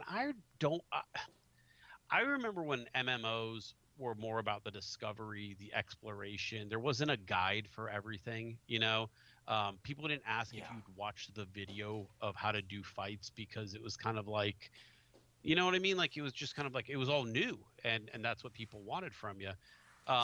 Like nowadays, if your build doesn't follow the meta, you get kicked from the party. Exactly. And like watching them do this thing was very much like, oh, do you have all these add-ons? Well, here's what you do. You go here, you do this quest, you kill these 7 things, you go here, you turn this in. And I was like, that feels so antithetical to the MMO experience. Like, I was a hardcore WoW raider. My guild was a Horde first guild, And the reason I say horde first because that used to matter, because we didn't have paladins, we had shaman, and shaman kind of sucked. And we were a horde first raider. We were like the first to kill Chromagus. That was a big deal back then. Like lots of little like firsts that we did, right? And then kind of that time of WoW doesn't exist anymore. When we would get kills, we wouldn't show how we killed it. Like we wouldn't show where the boss was positioned, because we didn't want people to figure out parts of our strats based on where the boss's dead body was, right? Versus now where it's like you just watch the other people stream and do what they did, right? So this had me thinking, like, I want to experience an MMO like that, or as best as I can, where I'm going to jump on an MMO that I've never played before, right? And just kind of like just freeform it, right? Not look up for the best guilds, the best guides, this and that. Just kind of figure out what works for me, and what do I like with it, right? An MMO that people don't already expect you to know how to play. Right. Like yeah. People are like, oh, a new person in Elder Scrolls, yeah, let's help them out, because there's not a lot of these, Yeah. Whereas in WoW, it's very much like, oh, you're new, well, go read these things and download these add-ons, because the game will basically play itself for you once you do that, right? Yeah, Final Fantasy 14 was kind of the same way, especially like with the raids and stuff. Yeah, because I played Final Fantasy 14. I had a Dragoon, and I remember I could never get my quest, like my class quest done, because I had to literally pay someone to tank, like in-game gold, because there were so few tanks. And nobody wanted to help each other with the class. So I was like, yeah, man. Like, but so, like playing this, like, I was like, well, what do I want to do? I was like, I want to do something evil. So I'm playing a necromancer that's also a vampire. And I just like did the Dark Brotherhood quest line and stuff like that, and I'm having a blast, like just kind of playing an MMO, kind of like figuring it out as I go. I've done a couple groups, and like nobody's really hassled me about not knowing what to do. I mean, I'm sure it helps that for most of them, it's already like pretty farm status, I found a few people to like make gear for me and stuff, and it's been really cool. And I kind of, with MMOs, I feel like the experience that people want to have is that experience of, vanilla WoW, whether it's, hardcore or classic or whatever, but you can't recreate that. And at the same time, tell people to download a million add-ons, and at the same time, tell people, you have to do this meta stuff, or you have to fight the boss this way, or this is the strat that we use because it's what's on YouTube. I don't know how else to describe it, but I just kind of have always felt like if that's what you want to do with an MMO, you really don't want to play an MMO. You're just following directions. It's like cooking versus like, following a recipe, I guess. All the flavors are there, and yeah, somebody's probably figured out a way to already do it, but that's not really what I want to experience. I want to try to do something cool. So my kind of like personal, that no one gives a shit response to them doing that, I was like, I'll pick up Elder Scrolls. I actually really like it. I don't know what it is. It plays so much like then you want to talk about like a branch of a game. It plays like an action fast-paced Elder Scrolls game. The combat's kind of interesting for an MMO. You can only slot, I think, like 10 abilities. And then whatever abilities you have slotted are more or less like your attacks, but also that's what you level in your experience. So if you have a bow equipped, you learn bow abilities, stuff like that. So it is very Elder Scrolls in that regard, where you level up the stuff you use. If you jump around a lot, you become more agile. And the main quests are all guild based, so you're doing a lot with the Thieves Guild, you're doing a lot with the whatchamacallit, the Mage Guild, the Dark Brotherhood if you want. But that's kind of what I've been enjoying, and like I don't know, I like MMOs were a big part of my gaming life, and it's just like I watching people play it like it's like a paint by numbers is so disappointing to me. I know most people probably wouldn't care, but for me, yeah, I really hate that.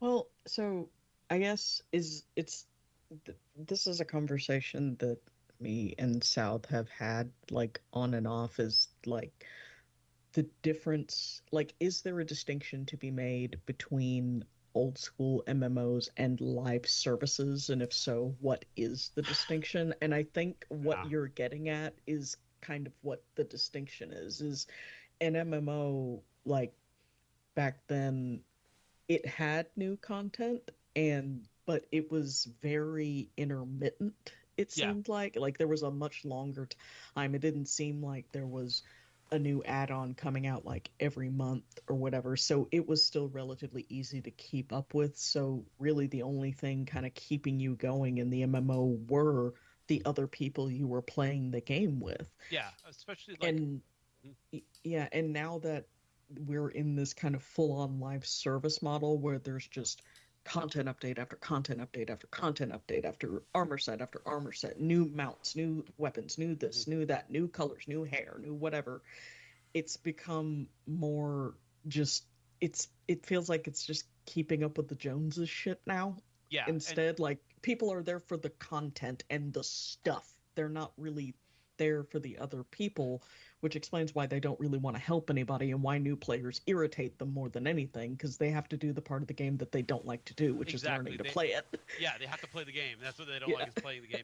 You know, it's funny you mention that, because I cut my teeth on my first MMO was EverQuest, right? And EverQuest, it was like a yearly expansion, like you were saying. It was like always new content, the story would move and stuff like that. And then there was one, I can't remember what it was, but the big new thing in this expansion, I swear, was you got like 10 more bag slots. And like everybody was like, whoa, you gotta buy this one. This one has all those bag slots, you know? Oh, fucking yeah. And like, it sounds crazy, but like everybody bought that one, everyone. And it was because like if you didn't buy it, you were at such a disadvantage of not having those 10 bag slots that like it was like I don't remember. It's one with like Flippy Dark Paw. I think it allowed you to be a frog lock expansion, and it was kind of like we're like wait, what? Yeah, it was a frog. Wait, back up. Yeah. A frog? Yeah, I feel like that's some information you just got so filled in here. I want to say it was the frog lock expansion, but like they all had dumb names. I don't remember what the names were, but like I just remember like my guild chat was like, hey, we're gonna make the frog expansion, whatever it was, like it's gonna be mandatory if you're gonna keep like raiding it. It's gonna be required. And it was because of like, it wasn't even like stuff that like extended the story or anything. It was just all the quality of life stuff that was in the game, and that was like, you know, hey, if you want this, you gotta have this. And that was kind of like my first like, oh, this sucks, you know, like this is not what I wanted. Then because the fact that they're like, if you want to stay in this guild, because we're all buying this thing, anybody else who's going to be playing with us has to buy it too, because I guess just what the inconvenience of having to deal with somebody who doesn't have it. The bag slots is just too much to bear, I guess. And you know, it's really weird because like that is exactly when that game, I didn't know what a live service was obviously back then, but in my mind that was like, okay, I'm not buying this to do anything other than have this thing that's basically not optional, you know? And that's kind of what in my own mind it kind of crossed over to, okay, this is a live service game, even though I didn't know live service term at the time, but that's exactly what it was. You know, they were selling a quality of life thing as part of the game, and that's when you break up with a game if you're not going to be along for the ride. So yeah, that's actually, I think that's around the time I stopped playing Final Fantasy 14, because I remember I joined because my friend had been in this playing it. He played it since release. He had like a years long guild and all the stuff, like people he's known for years, people that came from 11 to 14, and I was trying to like get him with his group and stuff. And I think like one of the things for joining guilds is that you like there's like a certain amount of like in-game raids and quests that you have to do, and like one of them is that you have to have like your own housing, and you can only do that until you've done a certain amount of quests with the specific what is it, I forget what they're called, the factions, the 3 factions or whatever. So even if you join like a guild or something, it doesn't let you use like the apartment or the houses like that the clan house has.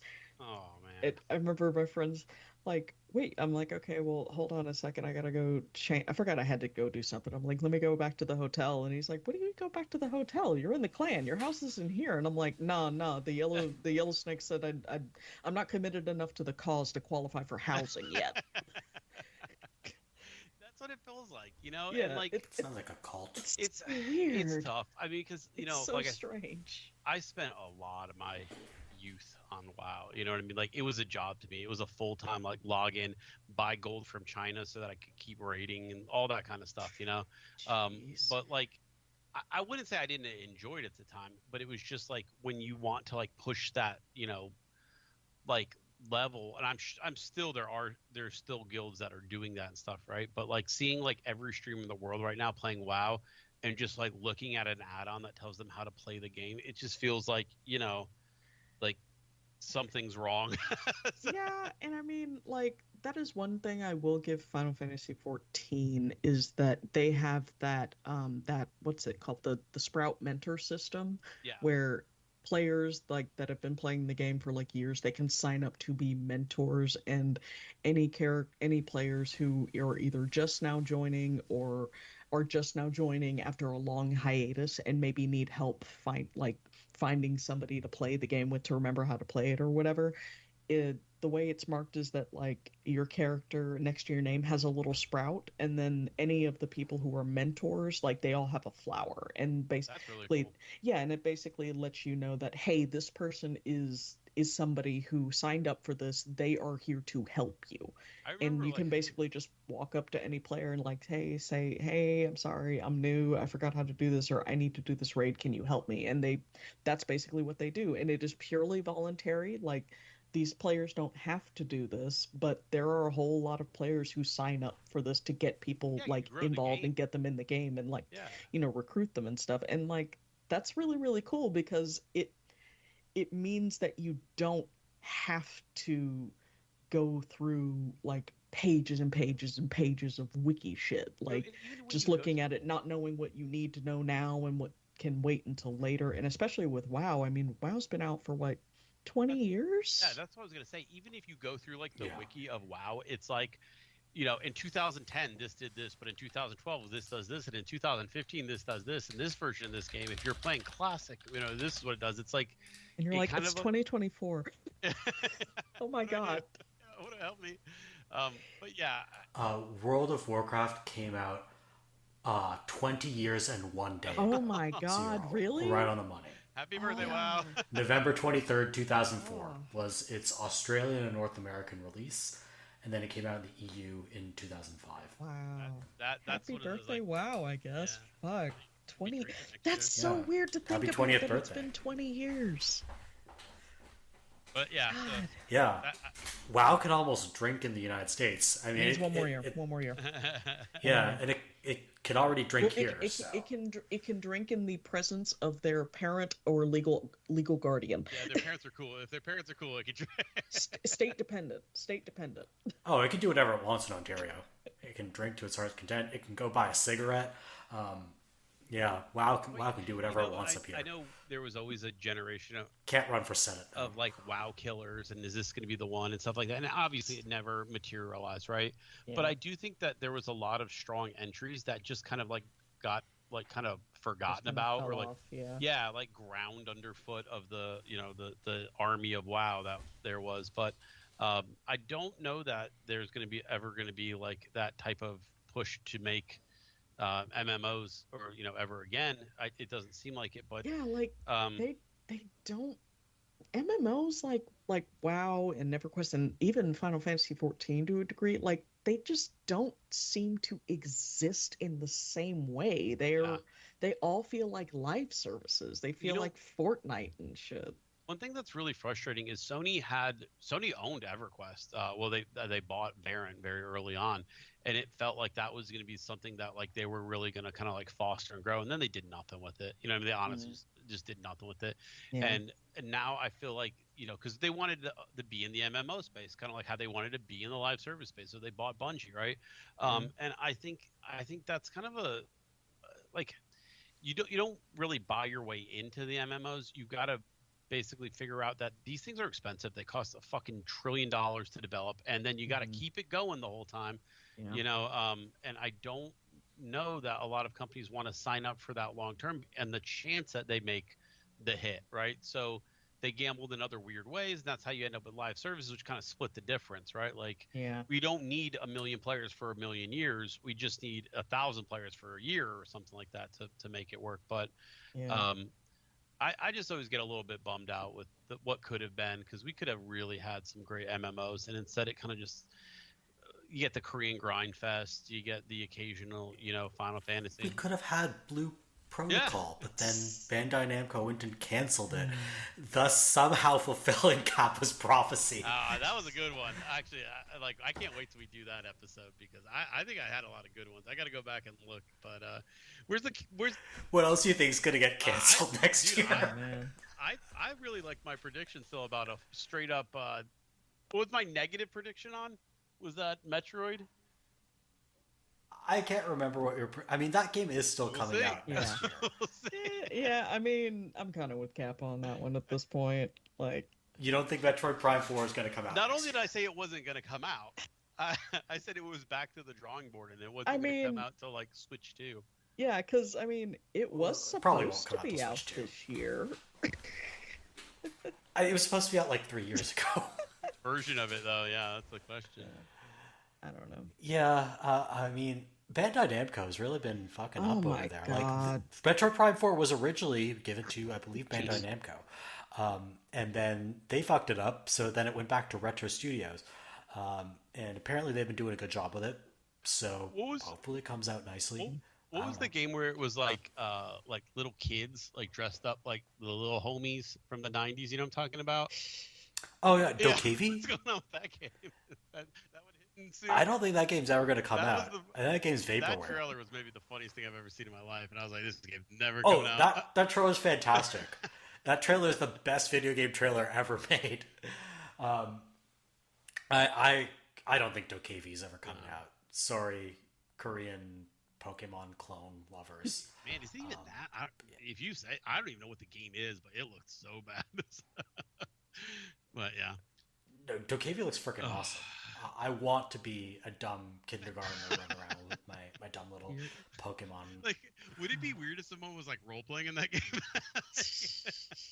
I mean, it would be like. It depends how you role play. Yeah, like. Right. Hey, I'm a kindergartner. You're a kindergartner too. Let's. Oh no! We're cutting it off right there. We're cutting it off.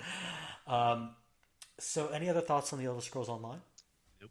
I mean, look, I'll probably play it for 6 months and forget about it. But just having an MMO to play like I used to play, to the point where it's just running around, not figuring out optimal skills, not doing the required grinds and stuff. It's kind of refreshing. I feel like this is going to be something I kind of like do yearly.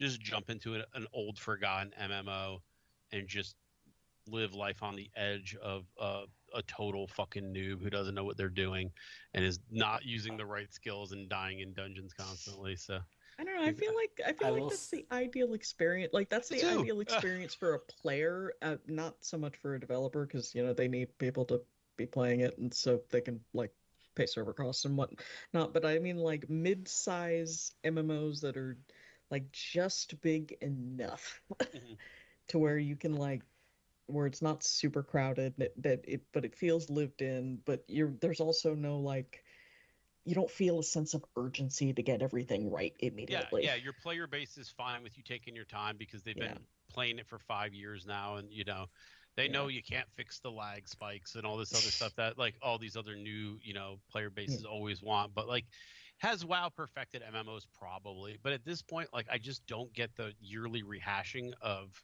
the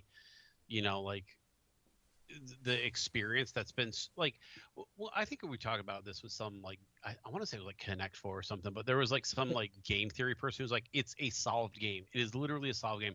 There is a way to do this. Tic-tac-toe. Yeah, there's a way to do this every single time. So if you do exactly this, you'll win. And I feel like that's WoW. I feel like there's enough information about WoW that says get these people, do this, do exactly this, you win, right?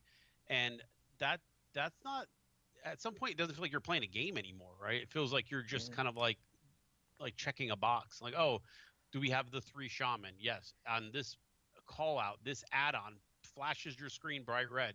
Hit button 4 when that happens. That feels. As someone who has taken several graduate level courses in game theory, I'm obligated to say that that's not true, but I know exactly what you mean. Yeah, where there is like the optimal way to play it is already set in stone. Like, I don't know, does like Final Fantasy 14 has other aspects of it that make it feel lived in, like aside from the fact that you can have your own house or whatever, but like the fact that you can get married, in game. Like, you go to the church and you speak to the church NPC, and there's a quest to get for the bride to get her dress, and there's a quest for the groom to get his tux, and cool. like there's an associated quest in that game that you can only do if your characters are getting married, and that's so cute. Wait, can you get gay married in FF14? So, yes, I believe so. Cool. Elder Scrolls has that too, because early on, someone turned me into a vampire, and they said, "Oh, do you want me to marry you too?" And I said, "Nope, I'm good." Oh God! I played a female character, you know what I mean? So I was like, "Nope, I'm good. I think I'll move on." As I understand it, the one thing Elder Scrolls Online does a lot of really interesting stuff with because of how focused it is on it. Molag Bal, like, they interrogate a lot of the shit around Molag Bal. What's interesting is when I started this, I was like, I don't know how much Elder Scrolls lore like I actually like know or remember, and the answer is a lot. Like, I remember when I went to like the Shrine of Boethia, I don't know how to pronounce it, but I was like, oh shit, someone's gonna try to kill me, because I knew exactly what, like, her whole thing is like, you bring somebody to the shrine and you fight, and whoever wins is her champion. So like, but like the little things that I remember from the lore kind of pop up here and there, and I'm like, oh yeah, man, I really do like Elder Scrolls lore. They're all the gods being a little bit goofy and a little bit funny, a little bit crazy, not being super consistent. I think is actually kind of a positive when you're building an MMO lore around it. So. Or like the thing about Molag Bal, where like the thing that sets him apart because of the fact that he's the god of domination, that he's the only god that doesn't, or the only Daedra that doesn't switch genders every like millennia or something. He's the only one that is consistently male. And it's like, ooh, like, we're saying a thing here. The funny thing about him too is like how he's like always all about trickery and deception and stuff like that, but he's kind of not good at it. But I think you're talking about a different god. In this one, his whole plan is to be like the deceiver, and like he's like, that's not really his thing. That's not his thing. No. Yeah. Like, literally, he is the god of domination. That precludes having to do any of the deception shit. You just tell somebody to do it and they do it. That's the appeal. But this one, it's kind of like he's trying his hands to be sneaky, because you can't have in an MMO, you can't have the bad guy win. So there has to be a reason why 10 million people win this time. But it's pretty funny the way they do it. That's weird. But yeah, that's ESO. So no WoW for me. No WoW for Kappa, and no WoW for the podcast. But if you'd like to keep up to date with it, you can follow us on our website at avocadogamescast.wordpress.com, at least until Matt Mullenweg goes crazy again. On that website, we post each episode along with a link dump that fact checks everything we say. You can also subscribe to us on Apple Podcasts, YouTube Music, or Spotify. Just search for Avocado Gamescast. I'm aware of some audio issues with past episodes, and by audio issues, I mean you can't download them. We will get that fixed in the coming weeks. And make sure you check out The Avocado at the-avocado.org. One last thing, our next episode will be our year-end 2024 Game of the Year extravaganza, where we're going to talk about some of the news from 2024 and spend a lot of time discussing our best, worst, and most surprising games of the year. So definitely look forward to that. It's always a killer episode. We're not going to talk about which games did or didn't come out according to our spreadsheet with advanced math. That will happen that'll be our first episode back. Yeah, I was about to say, y'all usually do that one at the beginning of the year. I can't remember. Yeah. Yeah. Don't worry. My math does not lie. The spreadsheet does not lie. Gabba was accusing me of lying. I had the spreadsheet open with the formulas open, and I was just like, here, the formula does this. And Kappa's like, I don't know what that means. You're definitely lying. I don't trust that math stuff. Dark math. You don't trust math. All those dark patterns. Yeah. I don't trust math, and it's what I do for a living. So Oh, I'm so sorry to hear that. that's how Math it is goes. a liar sometimes. I mean, there are ways to make math lie that I am happy See, to so you talk admit about. it. I mean, imaginary numbers. Not what I had in mind, but like, sure, imaginary numbers do come up. Like, especially if you're an electrical engineer, or if you have to Fourier transform anything. I'm an English major. I'm not good at math. Or was. Yeah. I studied way too much math, and then did quantitative social science, and then I did too much math in my life. Aside from that, this is, of course, a video game podcast. We promise minimal math in our Game of the Year extravaganza, but we will be doing a countdown. So if you don't know your integers from like 1 to 10, you might want to bone up on those before the next episode. And that's all for now. Take care, and we will see you next time. Bye. Ciao. Bye.